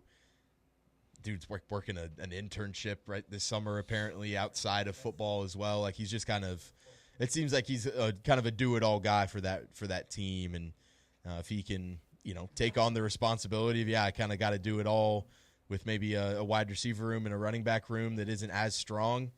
We'll see if he can do it. I think you could even, probably throw this kid into the underrated category if they are bringing up kind of the backfield in the wide receiver room. If that's something that they feel like is a concern, like if he goes out and is still playing like a top 4 to 5 quarterback in the league, I feel like he could find herself into the underrated aspect of things maybe. But Lenora Sellers has got crazy talent on paper. Some of these other ones, Garrett Nussmeier, he has him as properly rated. I mean, this is arguably the best quarterback in the league, so not much to say there. I would say I agree there. He's not overrated or underrated. He's viewed as the best there is for the most part. Could still improve on some things, but highest floor right now. For sure. Diego Pavia, what are your thoughts here? Because they've got him as properly rated, and they're basing it on last season. I would say that was totally fair. I just wonder if it's one of those deals where it's like a hitter that, pitchers have seen him the first time around, and it's like, okay, now we know how to game plan for this guy. I think he's fine in the properly rated category. Like, I don't think he's going to show you anything in the offseason that's like, holy crap, Diego Pavia has just absolutely transformed his game as a quarterback, but I don't necessarily think he's going to get much worse either. I think he's just going to be able to be that scrappy underdog guy, a little bit undersized, kind of the thorn in your side who's just not going to give up and try to will his team to victory. And, he's kind of just got that X factor that you need in a quarterback, but, his size and stuff like that, playing for Vanderbilt can only take you so far. So, I think properly rated's fine with me. Yeah. I don't think he's going to have maybe as strong of a season as he did last year, but I don't think he's just going to totally flop and fall on his face either. Yeah. The next two names are ones that are kind of, in my opinion, unknowns to a degree, but they've got them both as properly rated. Bo Pribula at Mizzou, and Austin Simmons at Ole Miss. I just feel like sample size-wise, there's some questions here. I don't know how to rate these guys if I haven't really seen much of them on the Right. field. So, I mean, I feel like you're kind of getting into semantics then of just like the underrated, overrated type of thing. Because I guess you can't exactly throw him into the underrated category if you just haven't really seen him play type of thing. So I guess I'm good with Bo Pribula and Austin Simmons making this list. I wish there was like a needs to show me more category or something like that, because I feel like, to me, like a Marcel Reed would even get thrown into this list with an Austin Simmons and a Bo Pribula. I know that he's played a little bit more than them, but I got to see a little bit more. Yeah. The final guy in the properly rated, Joey Aguilar. As they write here, concerns about Aguilar's tendency to throw interceptions is warranted. Concerns about his ability to learn Heupel's offensive system without the benefit of spring practices, equally valid. But there is talent there, and the Vols made the best of a bad situation once Nico Iamaleava bolted for UCLA. But the narrative around Aguilar's abilities is fair. I don't know. I actually think it's a good nod. I mean, he's certainly, you could borderline say it's underrated, but again, he does have a sample size and viewed by some as a little reckless. But there's part of me that wants to see Heupel is the type of coach that his system's not going to allow that to happen quite as much. So it's going to be an interesting one to watch, obviously. I don't even know, like, I can't confidently put Joey Aguilar into any category here. I think, to me, this year you're going to find out if Josh Heupel is overrated, underrated, or properly rated as like a QB guru, and what we have, what you've thought you've had kind of with him at the helm of the offense over the last few years. I think you're going to kind of figure out, when he's kind of doing something with nothing here this year, you're going to figure out if he's underrated, overrated, or properly rated. I think to me, it's more going to be on the coaching than. Yeah, I know what Joey Aguilar is as a quarterback. Like, I don't think he's going to come out here and shock me necessarily with his ability on the field. To me, it's like, am I going to get surprised by the coaching acumen of our offensive guys with Heupel and Seth Littrell? So everybody just has him as the quarterback, I'm guessing, for Tennessee. That's what it seems like now, right? It seems like it. Yeah. There's no battle at all, or I think there'll be guess. a battle, but he's the leader at the start of. I guess summer he's practice. the starter doesn't mean he's necessarily going to stick. Yeah. No, that's both right. guys could play, depending on how it's going. Yep. All right, let's hit a break. When we return, we'll hop over to the phone lines, and then we'll finish this list. We still have some underrateds. That's the remainder of the quarterbacks, but we want to talk about those too. So we'll do that after this. Quick timeout. Be right back. It's Under Review on Fan Run Radio. Streaming worldwide at fanrunradio.com and on the free Fan Run app. This is Big Orange Country's sports talk radio superstation, Fan Run Radio, Knoxville. Located in Knoxville's historic Old City, Barley's offers great food, live music, the best draft beer selection in town, and now your new favorite place to watch sports. Their indoor projector is perfect for any weather, and they've revamped their upstairs area with more TVs to take in all of the action. Their menu features hand-battered chicken tenders, juicy burgers, fresh salads, and the tastiest pizza in Knoxville. You can enjoy their happy hour drink specials daily from open until 6 p.m. Barley's Tap Room and Pizzeria. Here's more with Dr. Stephen Malone of Knoxville Smiles. So I've been in dentistry for about 30 years, and I've watched a lot of things change where we used to do things by analog. We used a calendar to make appointments, and we didn't really have computers, and we used film and not sensors to get images. Things have changed a lot. Well, it's still changing. We have a lot of things that are in dentistry today that make it more convenient for patients, like online scheduling and Invisalign. Instead of putting brackets and wires in your mouth, you can use these trays, and those things are all done with computers. Now we're actually planning implants with computers, and we're making our crowns with computers and CAD/CAM systems and milling systems. All of these things are new in dentistry, and it keeps changing. So if you look at dentistry today, it's not what you had 25 years ago. We're much more health-oriented, so try to find a dentist that's trying to use technology technology to your advantage and keep you healthy. Contact Knoxville Smiles today at 865-539-1776 to set up an appointment or go online to knoxvillesmiles.com. Smile brighter with Knoxville Smiles. When it comes to making plans, you are the best. What about those round trips that you plan in advance, which are perfect on your way there and perfect on your way back? Or those meetings with friends for which you make a group chat 3 months before so that nobody or anything is missing? Or your daughter's first birthday party. You planned it with such dedication that instead of the first, it felt like our 15s. The same way you plan each detail for those moments. Start planning to protect you and your loved ones from a natural disaster. Sign up for local weather and emergency alerts. Prepare an emergency kit and make a family communications plan. Protecting your family is the best plan you can make. Get started at ready.gov/plan. Brought to you by FEMA and the Ad Council.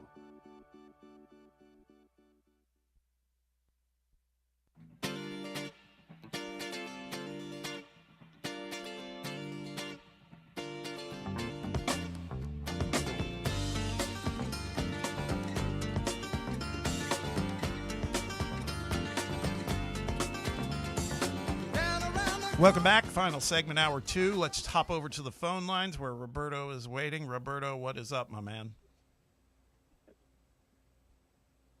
Hello? Yeah, you there? Yeah, sorry. That was a weird one. Yeah, good morning, guys. How are you? We're good. Doing good. Good. Man, what a beautiful day to be alive and well in East Tennessee, man. Tell you Yes, what. sir. Amen. And you're talking football, so we all get the itch, right? Oh, yeah. I actually think Diego Pavia is going to have a bit of a setback this year, and it has nothing to do with him. I think people are going to figure out that offense a little bit. And I think he's more of a byproduct. I think he's a nice player, but I think he's more of a byproduct of an offensive system that is uniquely geared to him. And I think SEC defensive coordinators and head coaches that are defensive-minded are going to figure that out. What are your thoughts, guys?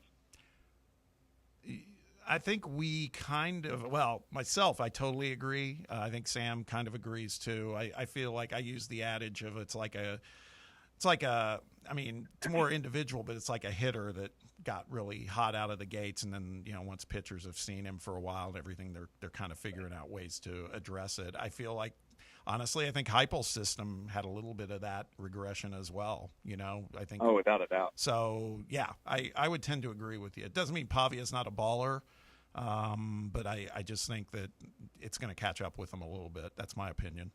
Yeah, I would say the two biggest things that I would look at for Vanderbilt trying to recreate kind of some of the magic that they got last year, like – you're going to need – they went out and really went hard in terms of trying to get some more guys on that offensive line. So I think it's clear that they probably think, hey, if we're going to replicate this for a second season, we're going to need to protect the quarterback a little bit more. And then, can Eli Stowers, who's that tight end for them over there, can he come back? And he basically said, hey, I'm going to come back to Vanderbilt for another season instead of not go to the NFL draft. You're going to need him to go and be just like an absolute stud. I think they need someone who's just going to really emerge in that, just Brock receiving Bowers core. Yeah, somebody like that. You're going to need to have a good number one option in terms of just somebody that you're passing the ball to. Yeah, and they're going to have to be really good on defense again like they were last year. I mean, they were pretty good on defense last year, and I'm not sure that's true either. But hats off to Clark Lee and what he did last year, going out and getting somebody and just totally revamping them. I mean, I don't know, who ended up being coach of the year? Was he coach of the year in the SEC? Because if he wasn't, he should have been. That's a good question. Let me look it up. Additionally, guys, as far as Joey Aguilar is concerned, are we going with Aguilar or are we going with Aguiar?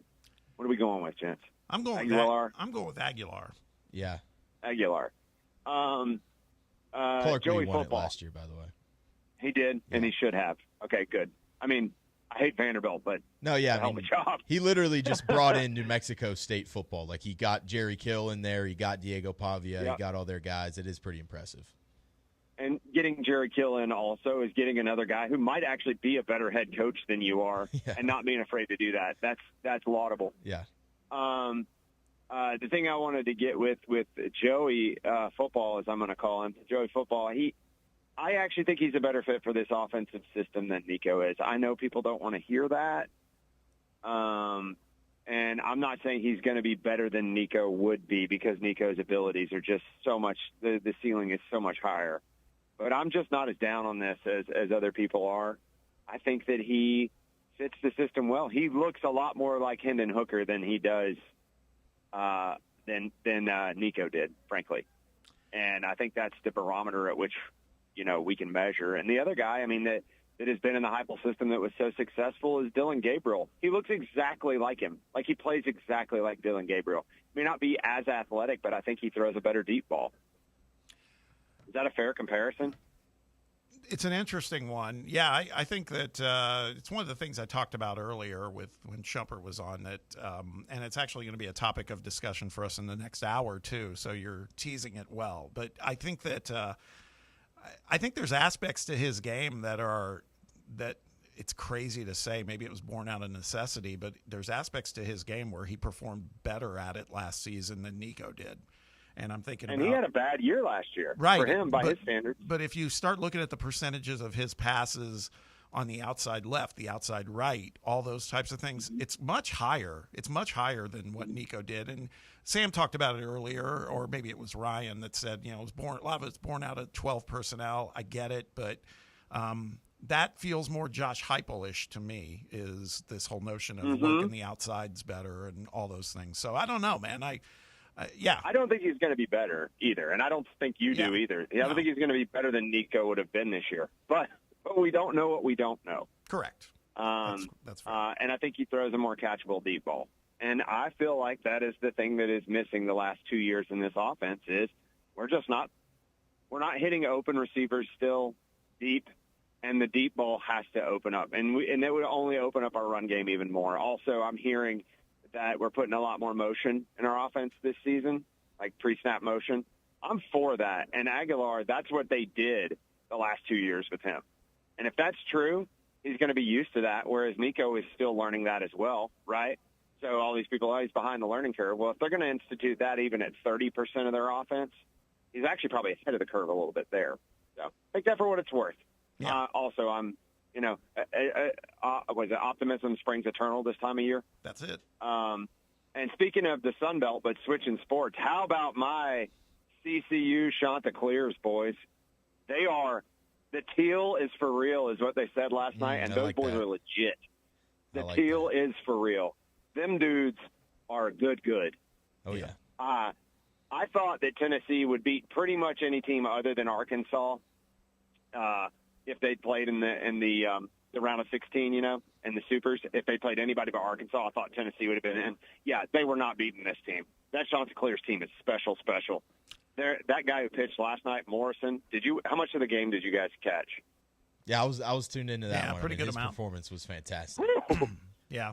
Jesus mercy. He's like, if that's 6'8"?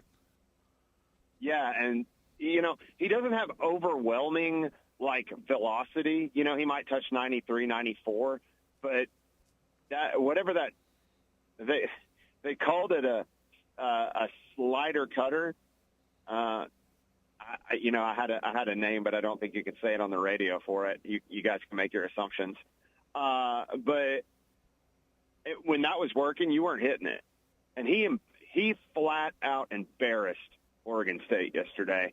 And if that's not a top 2-round draft pick, I don't know what is. And the fact that I didn't realize this, he was not a top 3 team All-American this year with 12-0 record and a 2.08 ERA. Did that guy look like an All-American to you? Yeah. Yeah, look good. Yeah. So, I've always said that they're my second team. They have been for almost 2 decades. I love them. They're fun to watch. They play baseball that's fun. Schnall, it's wild, guys. He might just win this whole thing as a head coach in his first year there. And what happens to a guy like that? You're at a program that actually, I guess you could argue in the last 10 years at that point, if you win it all, you're a baseball powerhouse, are you not, in a Sun Belt conference? Is that fair? I was saying, too, an LSU Coastal final could be some fantastic baseball, man. Yeah, man, it's really weird. I'm not sure that LSU or Arkansas are coming out of that bracket. I'm pretty sure Arkansas is not now, which makes me overly happy. Yeah. But I'm not sure that LSU gets past UCLA. They look pretty good, man. Yeah. The UCLA team's really good. And I could argue that they have the best player in the country on their team. I'd never really watched the Cholowski. Is it pronounced Cholowski or Cholowski, whatever his name is, their shortstop? I'd not watched him play. I'd just seen his stats. That guy is an absolute ball player, and I think that he's the best shortstop in the country, not the Aloy kid. I'm just kind of blown away by this College World Series. I thought that Tennessee should have been there had they not played Arkansas. Like I said, I don't think they beat Coastal. But I'm not sure that Tennessee's not, right now, looking at it, a top 5 team anyways. And that's what I was going to ask you guys. At the final tally, where do you think Tennessee ends up? Do you think they bop us all the way up because of our performance in the postseason? Guys, I hope you have a great day. Thanks for the time. Thanks for letting me talk about my Shants. Go Shants. Teals for real. See you, man. I don't know, Sam. What do you think? Where do you think they net out? I can't really I don't feel like Tennessee's going to necessarily find themselves vaulting up the rankings here postseason. No. I mean, I just think you're going to find yourself as probably just a 12 to 15 rated team in the country or something like that. I was going to say with a level of optimism, I'll attach to it 10 to 12 is what I'm thinking. Yeah. I can't imagine it being much higher. It's still pretty good. It's a pretty good season. It's disappointing nonetheless, but still, it's not like we just fell off. I care more about what we're bringing in the transfer Hell portal yeah. than whatever that ranking at the end is going to be. Agreed.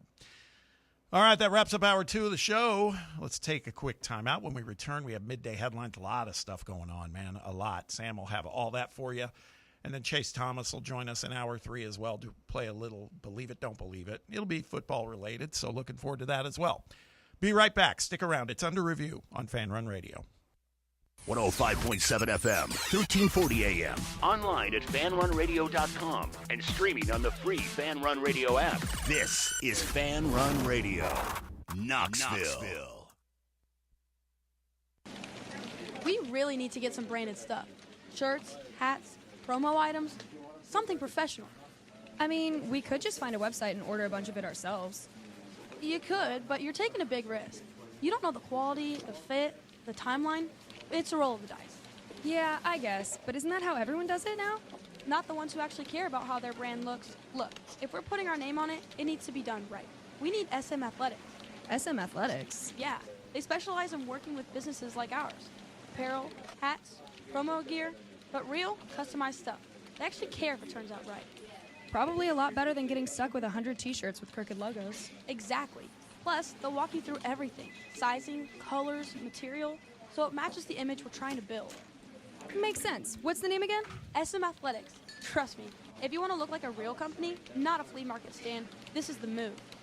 If you're serious about your brand, work with people who are serious about getting it right. SM Athletics.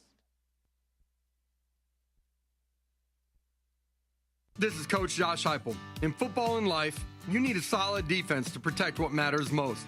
That's where Farm Bureau Insurance of Tennessee comes in. Score peace of mind with Farm Bureau Insurance, the official insurance of the Vols.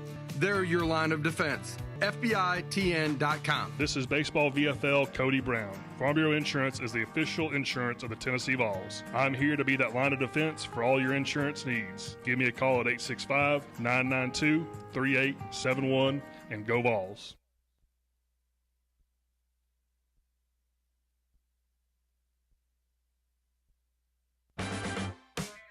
Yeah, it's another day, but what kind of day is it really? A day of doom scrolling? Laundry day? Nah, it's a White Claw day. Light and refreshing tasting, uniquely cold way filtered. There's an iconic flavor for everyone. So grab a pack, grab your friends. Make the most of each day with those who matter most. When you're together with White Claw, every day is a once-in-a-lifetime experience. You just gotta grab it. White Claw. Grab life by the claw. Please drink responsibly. Hard seltzer with flavors. White Claw Seltzer Works, Chicago, Illinois. Do you love to gamble? Do you enjoy listening to people talk about gambling? Well, then I have some good news for you. Every weeknight at 6 p.m., you can hear John Reed and William Pattison go over the slate, thanks to our friends at VIP Play. Sports topics aren't always black and white, but on the slate, they are always green. Nothing but trends, angles, and bets to try to make you some money. The Slate, presented by VIP Sports on Fan Run Radio, weeknights from 6 to 7 p.m.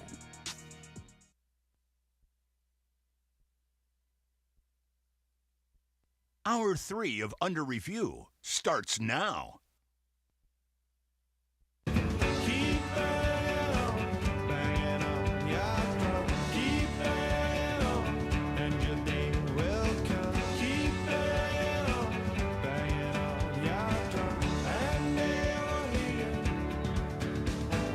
Welcome back to the White Claw Hard Seltzer Studios of Fox Sports Knoxville. It is Under Review, Fan Run Radio.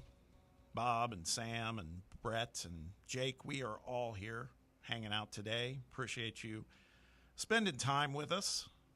You can also be a part of the program, just like Roberto was in the last hour. Phone lines are open. Text box is open. Give us a shout. Area code 865-368. Now that's... Boy, I started to give you my phone number. That would not work. Area code 865-966-3435. That's 966-3435. Just hit up Bob on his cell phone. Yeah. We'll get you in somehow. Get me on the celly. I just leaked my prefix number. Now you got, you can search through them all. Real quick. What's your PIN number? Yeah, take it easy. Don't even.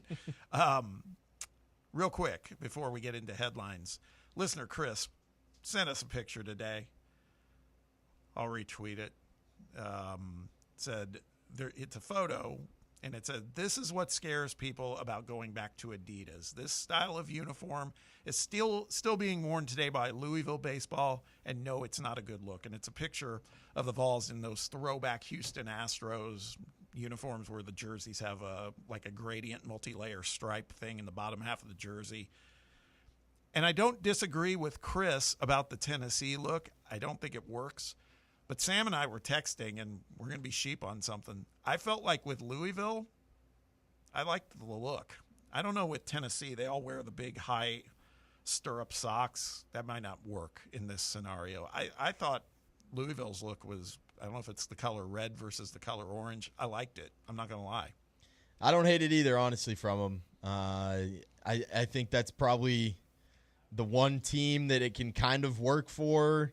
But, yeah, I mean, I think it gets real ugly when you start to put Tennessee in there. Because, they've got the cardinal there, too, kind of on the side of the chest. Like, that would just be the power T, I'm assuming, for us. Yeah. Like, that wouldn't be a good look. But, I don't know. I feel like maybe it only works with red or something like that. But I'm kind of with you. I don't think it looks I'm not disgusted by it. I'm normally disgusted when I see the Tennessee version of that one. There's also, if you look at this picture, they're all wearing black cleats. And back when I liked it with the Astros. The Astros wore white cleats. Louisville wore white cleats yesterday. I think there's something to be said for all that, too. I agree, though. This picture of the Tennessee version of that uniform is ugly. Yeah. Not good. Yeah. So I'm with you there, Chris.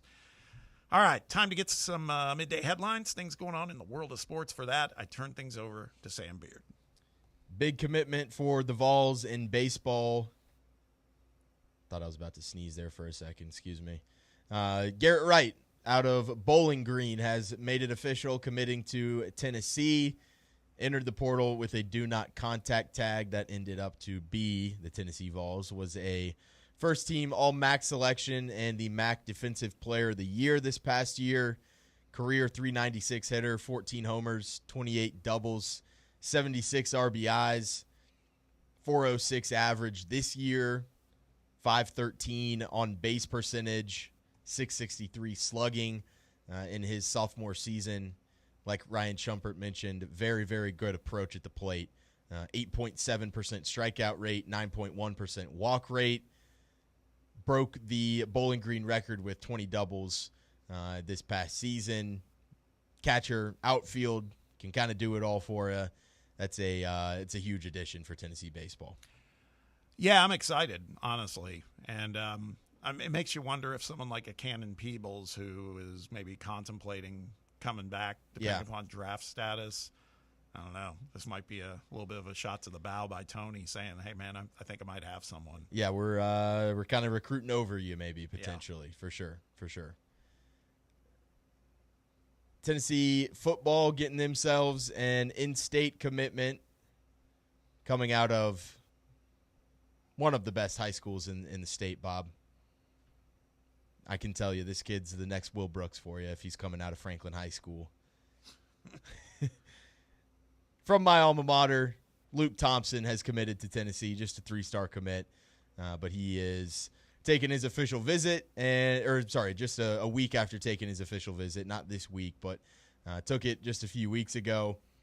Makes it official, has signed with Tennessee, or at least committed. Was the number 19 player in the state of Tennessee.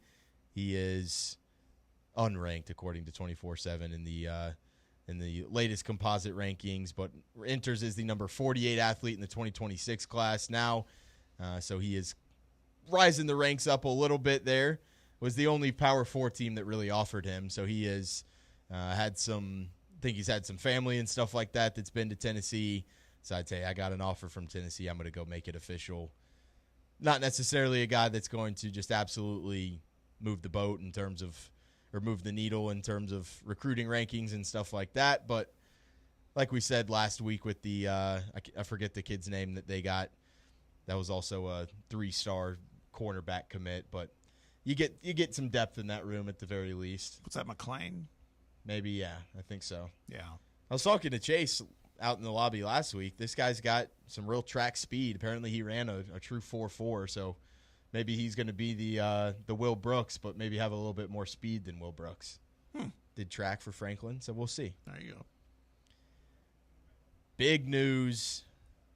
Should we go baseball or basketball big trade first, Bob?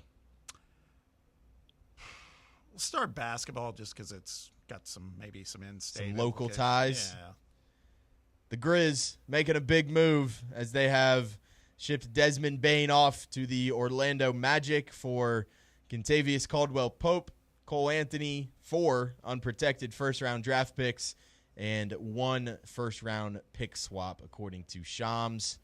Got a nice little Shams bomb. Doesn't hit the same as Woj bomb.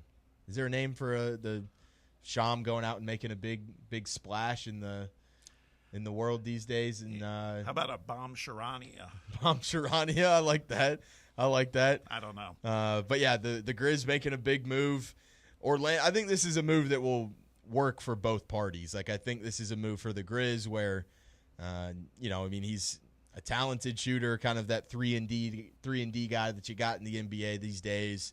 But hey, man, if you're getting 4 unprotected first rounders for this guy, plus you're getting I would say a pretty solid role player in KCP, a guy in Cole Anthony who I feel like has some young promise as a backup point guard. Yeah.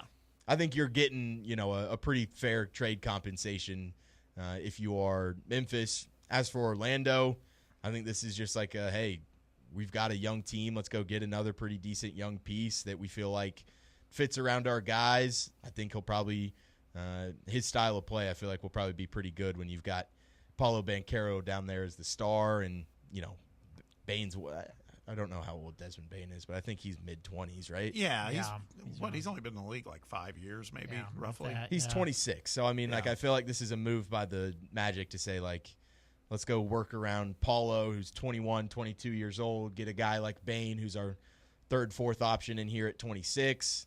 They probably don't need 4 first-round picks when your team's that young and you've got that much star talent if you're the Magic. So I think both teams will end up working from this trade. Yeah, it's an interesting one. It's like I wonder what the next move is for Memphis. Is this just start to get pieces to build around Ja, or are they going to try to maybe go out and get somebody that's a bigger name? Like I can't imagine like Kevin Durant wanting to go to Memphis, but I don't know. It says they plan to keep both Ja and Jaren Jackson Jr., so they're trying to they're trying to make something work there. Maybe they're trying to get rid of Bain's contract a little bit more. Like, was he a guy that had already been signed to a big deal? Excuse me? Maybe. And I don't know. I didn't dig in deep enough to see those picks, how many of them, is one of those at least in the 26 draft, because there's a lot of talk that the 26th draft will be pretty deep. I would imagine it's got to be one of them, right? Yeah. I've only seen 4 first-round pick swaps, though, or 4 first-round picks. I haven't seen. And how much do picks what mean years? these days? Because Feels like nothing. The picks don't hit because it's true. Rarely. I mean, unless it's a top 5 pick, and you might get a player out of it. But I mean, Bane was 30th pick, so Grizzlies have done a good job drafting. But for the most part, I don't know what picks mean. Well, the other thing too, I mean, you could argue Orlando gave up a lot, but let's think about this. I read somewhere, and it's a good point. They were in the Klay Thompson sweepstakes, and they were going to have to pay a ton to get him, and they chose not to, and they went after KCP, and now they've parlayed KCP into Desmond Bane, which I think is an upgrade. Yeah. I don't know. I think that's Orlando's kind of sneaky getting good. You know, they were pretty good already, playoff team, but I mean, I tip my hat to them because they're saying that's not enough, man. We got to get more competitive. They'll be in the 4 or 5 range, third, maybe in the East. Yeah. They'll be right there with the pack of other good teams. Definitely. Yeah, they got Paulo and Bane and Wagner. Yeah. Just getting started down there. New throwback unis. That look. I mean, you could say Bane was Memphis' best player the last couple of seasons because with Ja being out, Jaren Jackson's hurt. Yeah, he's just solid, man. He is he just always a solid all-around player. Just delivers all the time. Plays both ways. Yep. Yeah. 2026 is part of it. I've seen first round picks. So they're saying I thought there was only just one swap. But now they're saying there's. Do they get Orlando's pick coming up?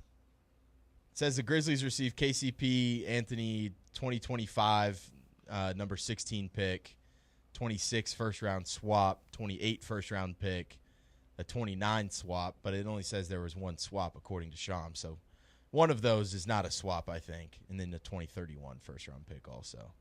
Interesting. You're right though, Brett. It feels like first round picks in the NBA. It's like you're on Build a Team on 2K, and it's like, oh, here's 7 picks. This will make them want to do the trade now. Unless you got a flag and you're the number 1 pick or Wembanyama, it's just I don't know. That's just going to be like if the Magic are going to be good though, it feels like that's just going to be like a mid-20s pick most years type of thing. Yeah, I mean, Pacers had a lottery pick with Jarris Walker, and it's turned out their second first-round pick has been much more productive than Shepherd. So you just never know.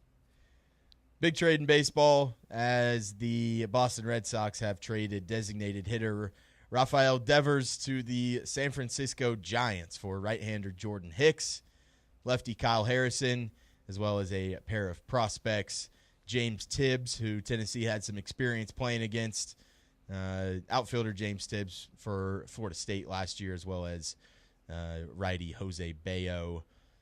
Not retaining any of the Rafael Devers contract.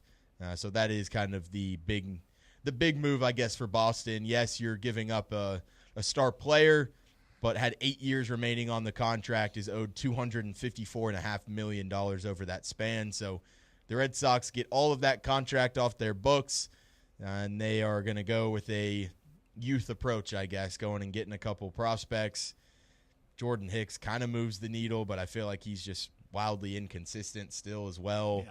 Yeah.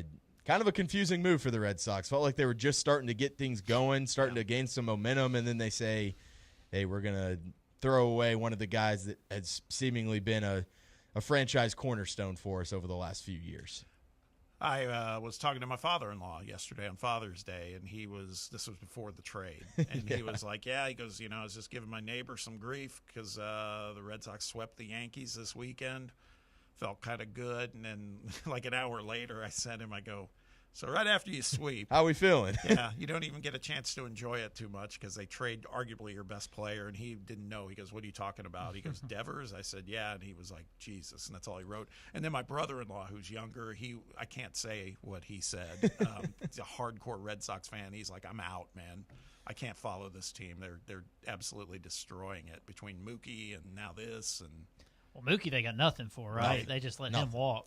I feel like they didn't get a lot here either, honestly. But you're right, Mookie's was much worse. But you said it before the show, like he has to just be a cancer or headache in that young locker room. There's talk of that they were saying. Well, the whole thing at the spring training he was doing. He's been difficult since then, and that's probably not going to change. So I feel like Boston is just to Till's point, like they've just done an incredible job at getting some really good players in the building, and just like, really good. Let's just throw these guys away for really not all that much. Yeah. I feel like you could have gone and dipped in for quite a few more prospects and continued to kind of build that farm system up and stuff like that. Yeah. Big news for Bob as Shohei Ohtani is to return pitching against the Padres today, making his long-awaited return. Going to be serving as an opener, so you're not going to be seeing him for all that long tonight, but 21 months removed from a second repair of his UCL, expected to throw just one inning, maybe two, but that's going to kind of be a continuation of his rehab. Wasn't expected to rejoin the rotation until after the All-Star break, and some reports were saying not even until August, so it's been, I think that's a welcome surprise for Dodgers fans and probably people in, around the MLB as well, being able to get the most marketable superstar out there again. This process has kind of ramped up over the last few days. He threw 44 pitches of some simulated innings kind of leading up to this, and I guess they're thinking, hey, now he's good enough. Now he's good enough to go. We'll see him at an opener level to start, and then we'll kind of see from there where he goes. If he's a bullpen guy, goes back to that starting role, but good timing for the Dodgers here to get Shohei Ohtani back. For my money, ahead of schedule. I didn't expect it. I figured it might be after the All-Star break. So, well, you got a lot of injuries, right? Oh, they're shredded, man. They're bad. And you can't send him to the minors because you need his bat. So it's not one of those things. He's got to do this, or it's still live BP or whatever. They're talking about bringing up Emmett Sheehan too, who pitched a little last year and looked really good. And I don't know, they're hurting, man, on the mound. It's rough. So I'm assuming he's doing both today, right? Yeah, they won't have a DH. So it's gonna be wild. Strikes outside and hits a bomb. Mm-hmm. He's something, man. It's crazy. It's the Padres, quality, big rival, but maybe that's what they wanted to do. Who knows? They got this guy Pages now. He hit. He knocked in 4 runs last night, 3 runs. He's a stud. He just came out of nowhere. He wasn't even that big of a prospect for them, but he's doing well. Yeah. 4th of July is saved. Joey Chestnut announced a few hours ago that he is thrilled to be returning to the Nathan's famous 4th of July hot dog eating contest. Said this event means the world to me. It's a cherished tradition, a celebration of American culture, and a huge part of my life. Couldn't agree more there, Joey. Praise the Lord. Amen, Jake. Listen to Jake. Amen. Yeah. I bring this up in a break. You were out of the room for a second, Sam, and Jake then is perked up oh, yeah, hell yeah, let's go. Only the finest come out for this event, Bob. Joey Chestnut coming back to this is it saves my 4th of July. I don't know about you, Jake. It definitely saves mine, yeah. Nothing is better than starting off your day by just watching him destroy 70 hot dogs or something like that, and then be able to go appreciate this great country afterwards. 4th of July didn't hit the same last year without Joey Jaws in the competition. It was sad. I'm glad we're on the same page with this one, Jake. That's great news that you're just as big of a Joey Jaws fan as I am. Oh, yeah. God, he's got I don't know if he changed. I think that's always been his profile picture, but it's him on the stage of the 4th of July eating contest, and he's got the American flag draped over him like a proud American. I guess he did clear the air, kind of, that This is the first time I've actually read the full statement that he's made. While I have and continue to partner with a variety of companies, including some in the plant-based space, those relationships were never a conflict in my love for hot dogs. To be clear, Nathan's is the only hot dog company I've ever worked with. I respect that there were differences in interpretation, but I'm grateful we've been able to find common ground. Excited to be back on the Coney Island stage doing what I love to do and celebrate the 4th of July with hot dogs in my hands. Stay hungry. It's a big deal. It's hard to believe. Huge deal. It's hard to believe that that's big news, but it is. It honestly is. It's a huge deal. Yeah. His record is 76. He did it in 21, so he's got something. Let's go break that record this year, Joey. 76 is crazy. Crazy work. Well, also here in the MLB, Zach Wheeler announced that he plans to retire after the 2027 season. Wow. He says he'll be 37 years old, and that's when he'll call it quits. Is that too early of a call for retirement, sitting here in 2025 and being like, yeah, after 27, I'm going to hang it up? I feel like you can give people the courtesy of one season, but two, I feel like you're trying to make it about yourself a little bit too much. Maybe a little. He's at the top of his game. That said, he's also been injury prone a lot too. So maybe he's realizing, like, man, I want to go out on top, and it's, but yeah, it feels like I could see him doing like next season's my last. 27's a lot. Next season's fine. Getting like a 2.5-year long retirement tour seems kind of insane. How about in our business, Dan Patrick saying, I'm going to retire when I'm 70. That's like 5 years from now or something. Yeah, this makes Coach K's retirement tour look like nothing. Yeah, exactly. That's about it for me. Real quick, an infamous one, but we've talked about the Colorado Rockies. They, although didn't prevent them from taking the Braves down yesterday, but they had the worst, going into yesterday, they had the worst 70-game record since 1899. 13 and 57. Bad when you got to go 18 to start off something. And then yesterday they go up against a team that their pitcher struck out 15 and they still scored 10 runs ultimately. Not on that pitcher, but ridiculous. Sorry for you guys, man. Our offense is just absolutely pathetic. Strider looked good, though. Day before, 13 strikeouts. So you got pitchers. Sale's been great again. Yeah. Probably going to end up trading him. Yeah. Sounds like him and Azuna. He deserves it, honestly. Yeah. All right, Sam, good batch of headlines. Let's hit a break. When we return, we'll play a little Believe It, Don't Believe It with special help from the host of The Chase, Chase Thomas, who comes on right after us at 1 p.m. We'll be talking some Tennessee football. It's kind of tied into the very stuff we've been talking about today, Tennessee quarterbacking. We'll hit that on the other side. Stick around. Be right back. It's Under Review on Fan Run Radio.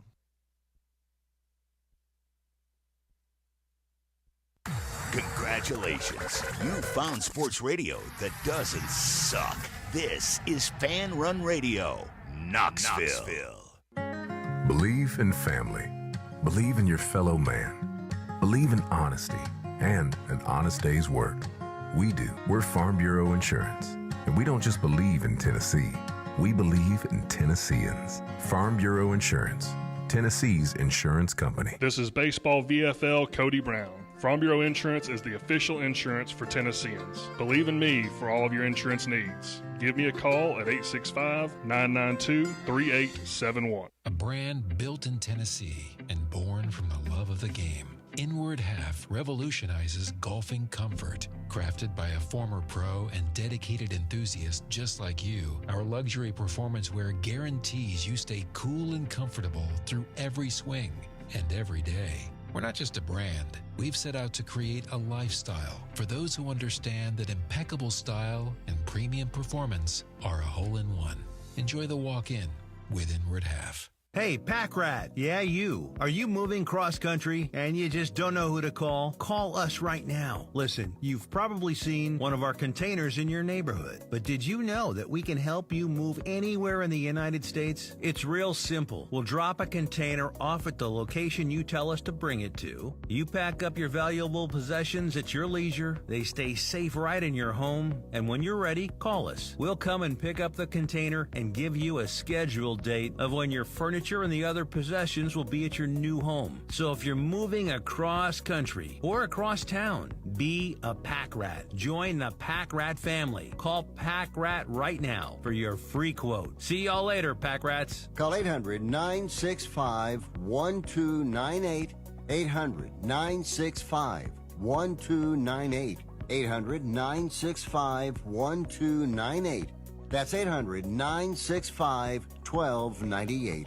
Are you looking for a treat that will knock it out of the park at the next watch party? Just like your favorite baseball team, Crumble brings the best lineup week to week with an expanded roster that includes key lime pie, strawberry cake, or my personal favorite, Monster featuring M&M candies. Let Crumble treat you to the best cookies in the game. Download the Crumble app and start earning rewards. You can even vote monthly on what flavors you would like to see at any store of your choice. Warmer weather is here, so get to the ballpark, but don't miss the cookies.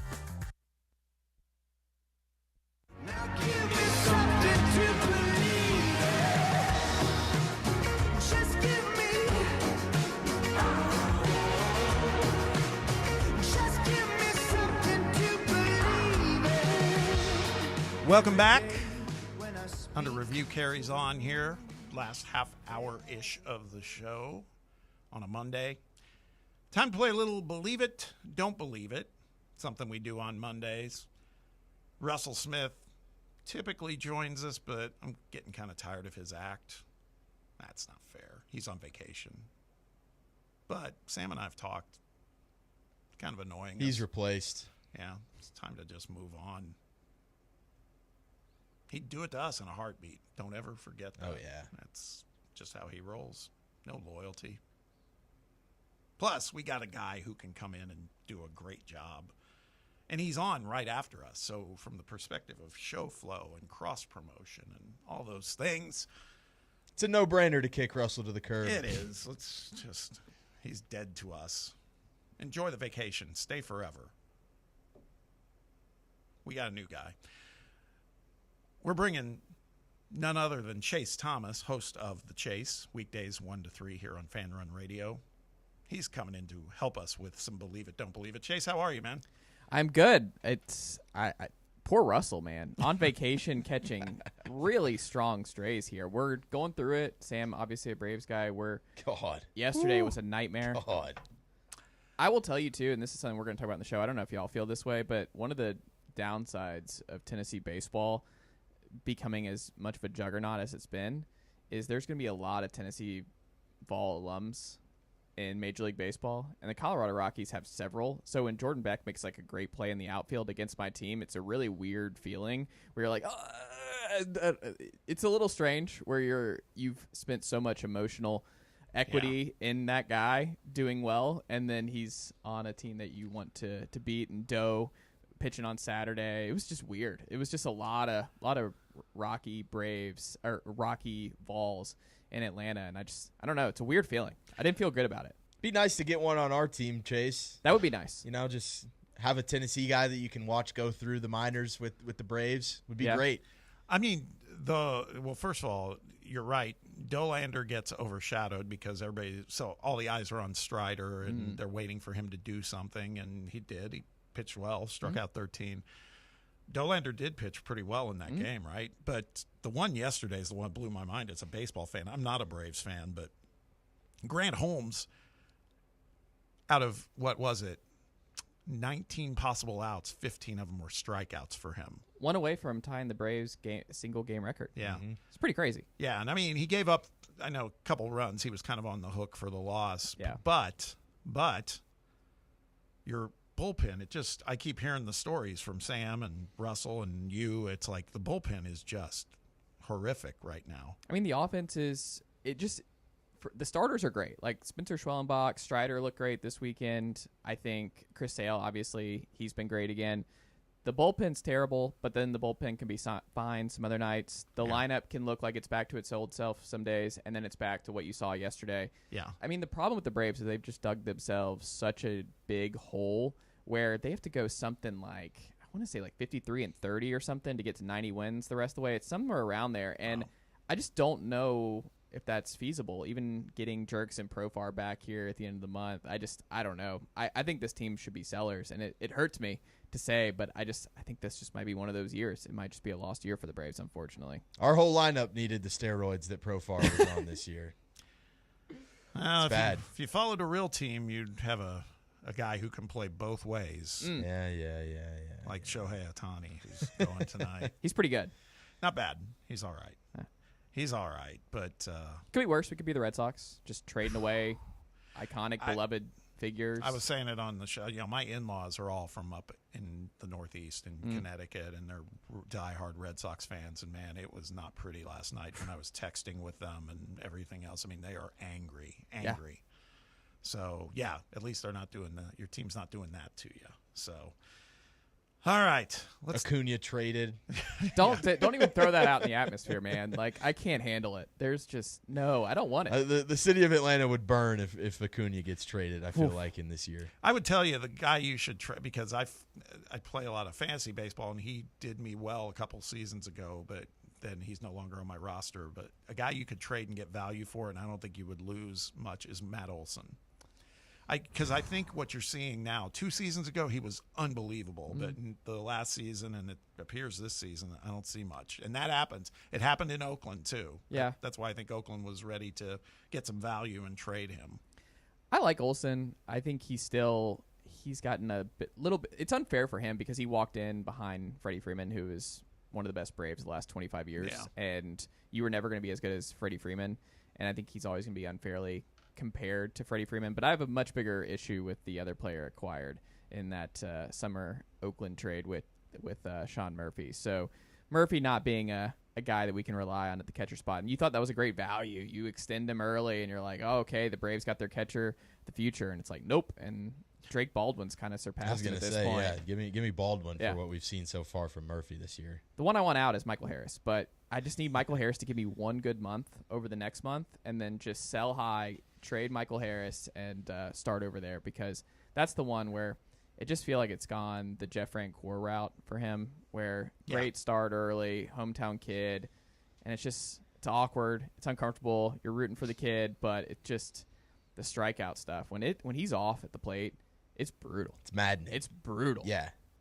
No, I mean you've got all these assets that like would be attractive to other teams that are just simply not attractive at all right now. So it's like you don't want to sell just incredibly low on these guys because they do have that talent deep down, but it's like, man, it ain't working this year. Azuna's batting like 125 in June or something. Yeah.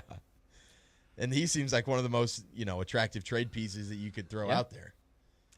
This feels like an episode of Braves Illustrated. Yeah. We're getting a lot out. We haven't even heard Brett. Brett's Brett would well, then Sam tells me we were in on possibly Devers. That's like, what are we going to do? I read that. I just don't understand how that. I saw that I don't too. know how that fits. That would just tick him off again because Unless he they're wouldn't be able to play getting- third. So I don't know how that works. Or just throw him to DH for Ozuna. But he didn't like that, so I don't really. Yeah, I don't. That seems odd. Yeah, it's just been a bad year. All right, let's play a little Believe It, Don't Believe It. Throwing a topic out. We've been talking Tennessee football today. I know you dig deep on this stuff, Chase. We're just getting started for the summer because it'll be Tennessee football all day, every day pretty soon. And one of the things we have been talking about today, we talked about some of the, Saturday Down South threw out a ranking or a rating of SEC quarterbacks, like who's overrated, who's properly rated, who's underrated. There were 2 quarterbacks that were in the properly rated category. One of them was our guy, presumed our guy. He is our guy, but our presumed QB1 right now, and that's Joey Aguilar. Could end up being Merklinger. We don't know. But right now, everybody's conventional wisdom is kind of gravitating towards Joey. Joey football, as many are starting to call him. And I started looking at comparisons with him. Well, first of all, I was looking at some comparisons with him and Nico. Very, very different quarterbacks, obviously. But I also started looking at some comparisons with him and another guy who was considered properly rated, and that's Diego Pavia with Vanderbilt. Again, different quarterbacks. However, if you look kind of statistically, and I get it, Joey played in the Sun Belt. Diego played in the SEC. Their numbers are not that strikingly different, right? Quarterback efficiency, Diego Pavia was a 143. Joey was a 133. Now, Joey did throw 14 interceptions against 23 touchdowns. Pavia, 4 interceptions against 20 touchdowns. And then there's the rushing aspect of it where Diego rushed for 8 TDs, almost 1,000 yards rushing. Joey rushed for 3 or 4 touchdowns. But my point is this. He feels like he's more of the gunslinger, the riverboat gambler, reckless, whatever you want to call it. Very different than Nico was. But I also look at some of the metrics when you look at kind of the percentages. Nico obviously very effective down the middle last season, but not so effective out on the left and right when you go for deep passing, which has always been kind of a staple with a Josh Heupel offense, right? Whereas Joey his strengths were more on the left and right, 20 yards plus, okay, throwing the deep ball. All of this to say, my believe it, don't believe it for today is that Joey Aguilar can have a Diego Pavia-like impact on the Tennessee offense this season, depending upon how Josh Heupel manages all that. Believe it or don't believe it, guys. Oh, I don't believe that at all. I hate to say this. It's nothing towards Joey Aguilar specifically, but I think one of the key differences with Diego last year, I mean, they both were JUCO guys. They start off in the G5 ranks and flourish early. One of the key differences, though, is Jerry Kill and his quarterback coach, Beck, made the trip and transition over to Vanderbilt with Clark Lee. Right. That was a brand-new offense that the SEC had not seen under Vanderbilt. They were basically running a version of the triple with Diego Pavia at times. I mean, he took an absolute beating throughout the course of the season. But it was something new. It was kind of like Heupel when he first arrived in 2021 and 2022. It took some time for Nick Saban and company. They're like, okay, this is different, and this is something that we're not as comfortable and not as familiar with. And as time has gone on, more and more SEC defenses, specifically like the Kirby Smarts of the world, have really gotten finally acquainted with this Heupel scheme. If you remember, like the 2021 Georgia-Tennessee game, Tennessee was up at the end of that first quarter, and they drove down the field. Velus Jones had that touchdown off some misdirection over there, and they looked pretty comfortable early on, and that's like the most comfortable we've seen Tennessee look against Kirby Smart in their 4 meetings. So I think one of the differences here is Joey Aguilar is walking it. He's not walking in with Sean Clark, the former App State head coach, who got fired because of that season that Joey Aguilar had at App State. Diego Pavia was coming in with all kinds of momentum with Jerry Kill and company with New Mexico State. Yeah. Joey Aguilar had to depart and transfer to UCLA because things fell apart at App State the previous year.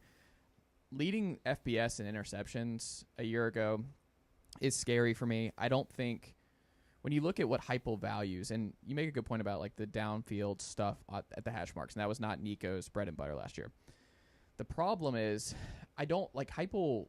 He'll have a couple of those shots a game, but the vast majority of what he's looking for is high completion percentage guys, no picks. Like, if you look at all of his quarterbacks over the years, he values taking care of the football. If Dylan Sampson fumbles the football on the first drive, he's gone the next drive. And he's the leader of the team, and he's still not in that next series. So I have a hard time believing Aguilar, who will be learning his third offense in 6 months. He just spent an entire spring learning Tino Sinceri's offense. If you had told me that Joey Aguilar was coming with the guys who he has been working with the last 2 years at App State, maybe. You can maybe talk me into Joey Aguilar. What I think will help is he is older. And when you've been in a lot of schemes, he was in a lot of schemes in high school. He was in a different scheme at the JUCO ranks. He was at a different scheme with App State. He was obviously learning a different scheme with Tino Sinceri at UCLA this spring. I have a hard time believing this fit is going to pan out on both sides. I think it was just more of like, you need a body. You need a veteran body in that room because all you have is 2 freshmen, one being a redshirt in Merklinger, and you kind of want to just get through this year because I think the plan was always, Nico, either he balls out and goes in the first round of the draft this year, and it's a great story, great final year for him, or he probably hits the portal, right? Like, it just didn't feel like Nico was a guy who was going to be here after this year. And then you have this clean 3-man race in the spring of 5-star Faison Brandon versus 4-star George McIntyre versus 4-star Jake Merklinger in the spring. Like, the best man win. That's an iron sharpens iron. Like, let's just see what happens. Now everyone wants Aguilar to win this job and to just have like a 8-4, 9-3 type year so that we can still have that come spring. Because it's a lot cleaner. Because if it goes to Jake or it even goes to George because Jake gets banged up or something, everything gets messed up. The whole system, like the Faison timeline, all of that gets completely discombobulated. So I think the cleanest situation for Tennessee is Aguilar coming in and just getting Tennessee to 8 or 9 wins, even if it's just like an up and down 8 or 9 wins. I just have a hard time believing he's going to be able to get acclimated this quickly, learn another scheme, be comfortable in Heupel's scheme right away. I mean, Joe Milton, remember, was a May enrollee in 2021, and he got the start over Hendon first.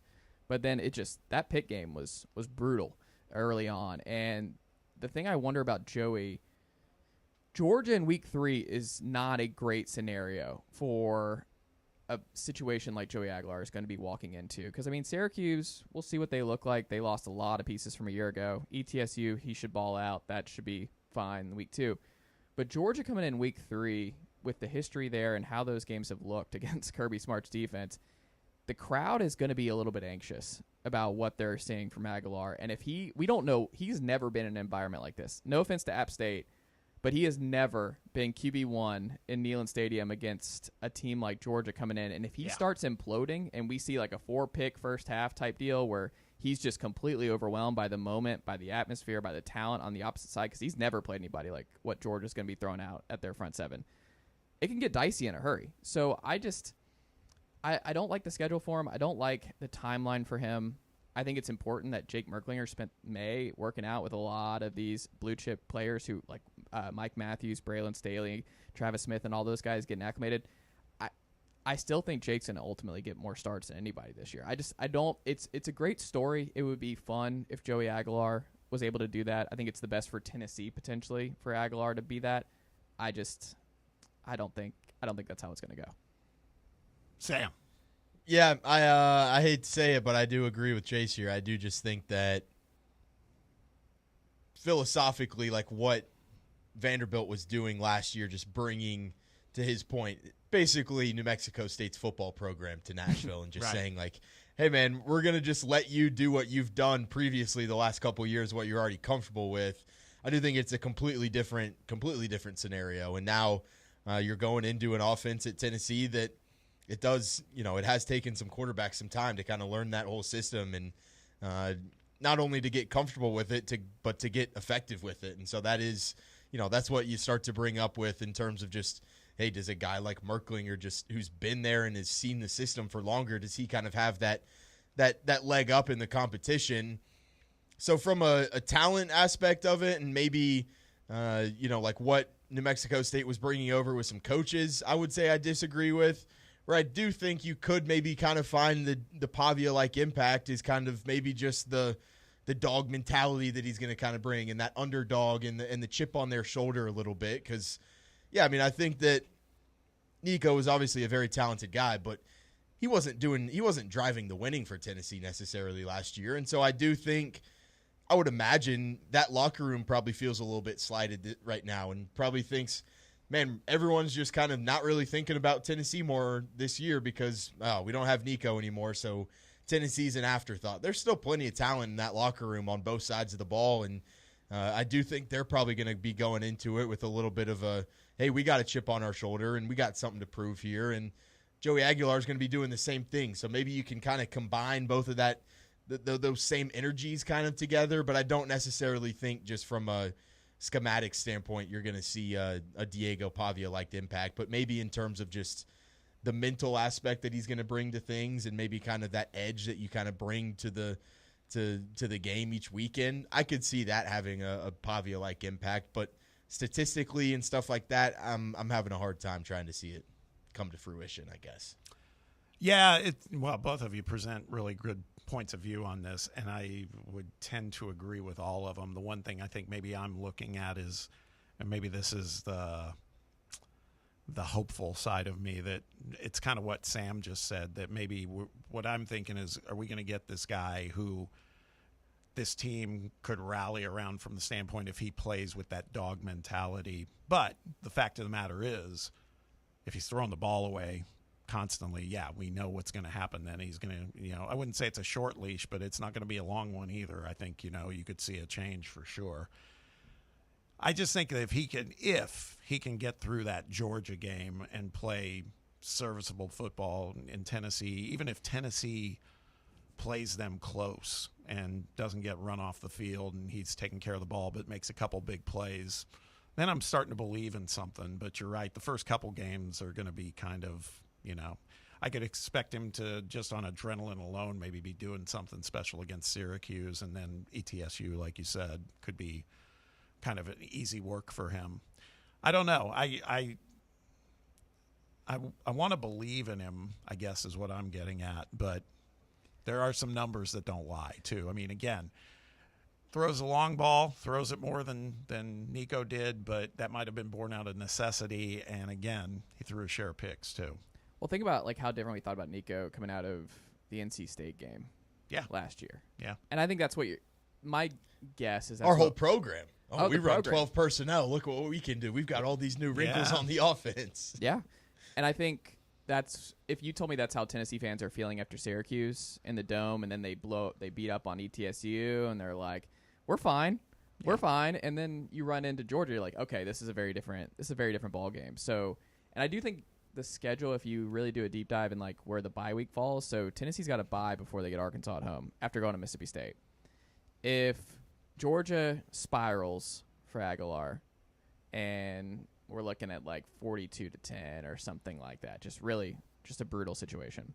Then you go to Mississippi State, and which we'll see if that's like the latest version of Heupel's odd road struggles. We'll see. We'll see what the Cowbells and what Mississippi State with Levy looks like. He has a lot of familiarity, obviously, with Heupel, and if Blake Shapen's healthy, I think they could be a little bit frisky, but I think Arkansas is the one I have penciled in where you have a bye and then it's a home game where that might be the time you make the switch, where you give Jake 2 weeks to get ready for a game like that. If Aguilar struggles again on the road and you barely get out of Starkville with the win, you're like, all right, we might as well make the change. It's not like Aguilar's the long-term guy anyway, whatever. I don't know. I have a hard time believing that it's all going to just be a clean, fun, great year. I think there's a lot of 2021 feelings for me about this Tennessee team. And I think the wins are better just because you have so much more talent, especially in the front seven on defense this year, as opposed to what you had in the cupboard in 2021 that just raises your floor so much more. But I think the uncertainty on the offense and so many parallels to me is like one of the things, this is out of Aguilar's hands, but remember in 21, you were so thin at receiver because of that position group turnover that you had to survive with Velas, Javonte, and Cedric Tillman playing 60-plus snaps every game. And they were healthy all year. So you lucked out where you didn't have to throw Jalen Hyatt into the fire all that much, and you were able to survive with that three-man no rotation. This year for Tennessee, for this passing offense to look anywhere close to what you had in 21, Brazel, Matthews, and Staley have to be healthy all year long. They have to be 50-plus snap guys. Or it might – the offense doesn't matter what Aguilar or Merklinger do. Like, you just don't have the bodies. Yeah. He's Chase Thomas. You like what you just heard. He does a whole show with this stuff, 2 hours of it, coming up right after us. What do you got cooking today, Chase? A lot of Tennessee football, big OV weekend. Tennessee had a lot of big OVs. A surprise portal entry here as y'all were jumping off. We'll talk about that. Very, very curious to see what that means for Tennessee's weekend staff and bullpen. Because there are a lot of lineup transfer portal buzz for Tennessee baseball. Not as much in the rotation. I wonder, with Dylan Loy entering the portal, how much that changes Tony and his staff's approach to the portal over the next week or so. But a lot of Tennessee football, a lot of good stuff that we're going to talk here on The Chase. Excellent. Check him out right after us, 1 p.m. to 3 p.m. right here on Fan Run Radio. Chase, appreciate it, man. This was fun. Hope to have you on more as we continue to weed Russell out of the picture entirely. I can't support this. Russell and I are Send good. your shots at him while you can. He ain't listening not this listening. week. You don't know. He's at the beach. He's not listening. He doesn't. Why? That's a great, having Fox Sports Fox Sports Knoxville and Fan Radio on the beach. Why not? You can listen anywhere with the free radio app. Nah, he doesn't listen to us. We got a beef. Got to tell you. So I'll see what I can do. Okay. I'm in the middle anyway. I can be the mediator between these two. There you go. All right, buddy. Thank you as always. Hey, Thanks, quick break. When we return, we'll wrap things up. Talk about what's on tap for today and tonight. College World Series is resuming in about an hour. We'll break it down for you here on Fan Run Radio. You're locked onto Fan Run Radio, 105.7 FM, 1340 AM, and online at fanrunradio.com. Hey Knoxville! Surfside iced tea and vodka, made with real brewed tea, is only 100 calories, 2 grams of sugar, with no bubbles and no troubles. That's right, zero carbonation, so it's easy to sip and enjoy. Headed to a game day or party at a friend's house? Bring an iced tea or lemonade variety pack from Surfside, or try their green tea and new raspberry tea vodka. Find the can with the sunset stripes this season. Surfside iced tea and vodka, sold at bars, restaurants, and stores near you. Surfside iced tea and vodka, sunshine in a can. Must be 21 or older. Enjoy responsibly. Rickard Ridge Barbecue, located in beautiful Cove Lake State Park. Rickard Ridge is home of the best ribs in the Volunteer State. Smoked daily by Pitmaster Mark Rickard. The barbecue at Rickard Ridge is mouth-watering, fall-off-the-bone delicious. Take the scenic drive up I-75 to exit 134. For directions and to look at the rest of the menu, visit Rickard Ridge online at rickardridgebbq.com.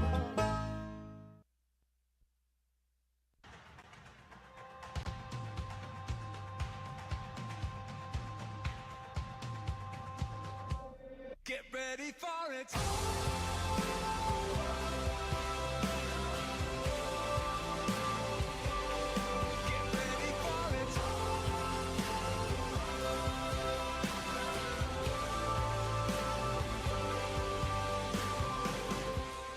Welcome back. Special thanks to Chase Thomas, who just joined us. You can hear his show in mere minutes right here on Fan Run. Also, Ryan Shumpert from Rocky Top Insider on tap for today/tonight. The Men's College World Series resumes. Second round games coming up, an elimination game here in just an hour, 2 p.m. Murray State versus Arkansas. Can the Racers' enchanted run continue? And, oh, God, please eliminate the Hogs. Or can the Hogs keep hope alive and not disappoint their fan base yet again? Let's go Racers. That's all we need to say. We love the Racers. 7 p.m., really interesting game, UCLA versus LSU. Winner of this one is then one win from the finals. Can the Bruins bats handle the LSU pitching? That's going to be the thing. And will the Bruins wear those glorious blue uniforms again? They were good looking uniforms for sure. They are. I feel like LSU is going to be able to handle them pretty easily. I know so they're too. a good team in the field, but Yeah. I think LSU is just too much. I think so too. Also tonight, NBA Finals Game 5, Indiana at Oklahoma City. Thunder's a 9.5-point favorite. This one's at 8:30 p.m. on ABC. Series tied 2-2. Tell you what, again, Thunder win this one. They have pure total control of this series. I believe it. So pretty critical must-win for the Pacers now if they have any plans to try to win this. Momentum has swung for sure. Yeah. Real quick, champion of the weekend. We've talked about Caitlin Clark, J.J. Spawn. This one will hit Brett in the fields. U.S. men's national team. For what, Bob? They beat Trinidad and Tobago 5-0. That's like making Tennessee football a champion of the weekend after they beat ETSU. I feel like you're just Bob. stinging me. I feel like you're just stabbing me, Bob. That's disrespectful more than an homage to them. I might have done that. I mean, it's happy to get off a losing streak. Okay. Yeah, but 4-game still. losing streak over, Gold Cup. I mean, come on, man. Brett might be coming off the bench against Trinidad and Tobago. I mean, what kind of yeah. fan are you? Come on. Woo. Come on. Man. I didn't even watch it. That makes you feel better because the U.S. Yeah. Open was on right during it. That's what they think about USA Soccer. Yeah, no doubt. But like I said, there were a lot of other good stories this weekend. J.J. Spawn, Caitlin Clark. Shout out to two guys sitting courtside at the Pacers game who had the Dumb and Dumber suits on with Stephen A. and Perk's face. I thought Probably that didn't was see hilarious. he was playing solitaire. Yeah. Yeah, I can't wait to see Stephen A. try to get out of that one. They were saying He's trying. I know. It's ridiculous. Ridiculous. All right, boys. Good start to the week. Sam, great work by you. Thank you as always, Brett. Appreciate you. Good work. Jake, it's good having you back. Thanks for the help as always. And you, the listener, appreciate you spending time with us. The schedule continues, all local here at Fan Run. Like we said, the Chase with Chase Thomas in mere minutes, followed by the Drive. I don't know who's hosting, so just go check it out at 3 p.m. And then the Slate with John and William at 6. In the meantime, have a great day. We will be back here tomorrow. See you then.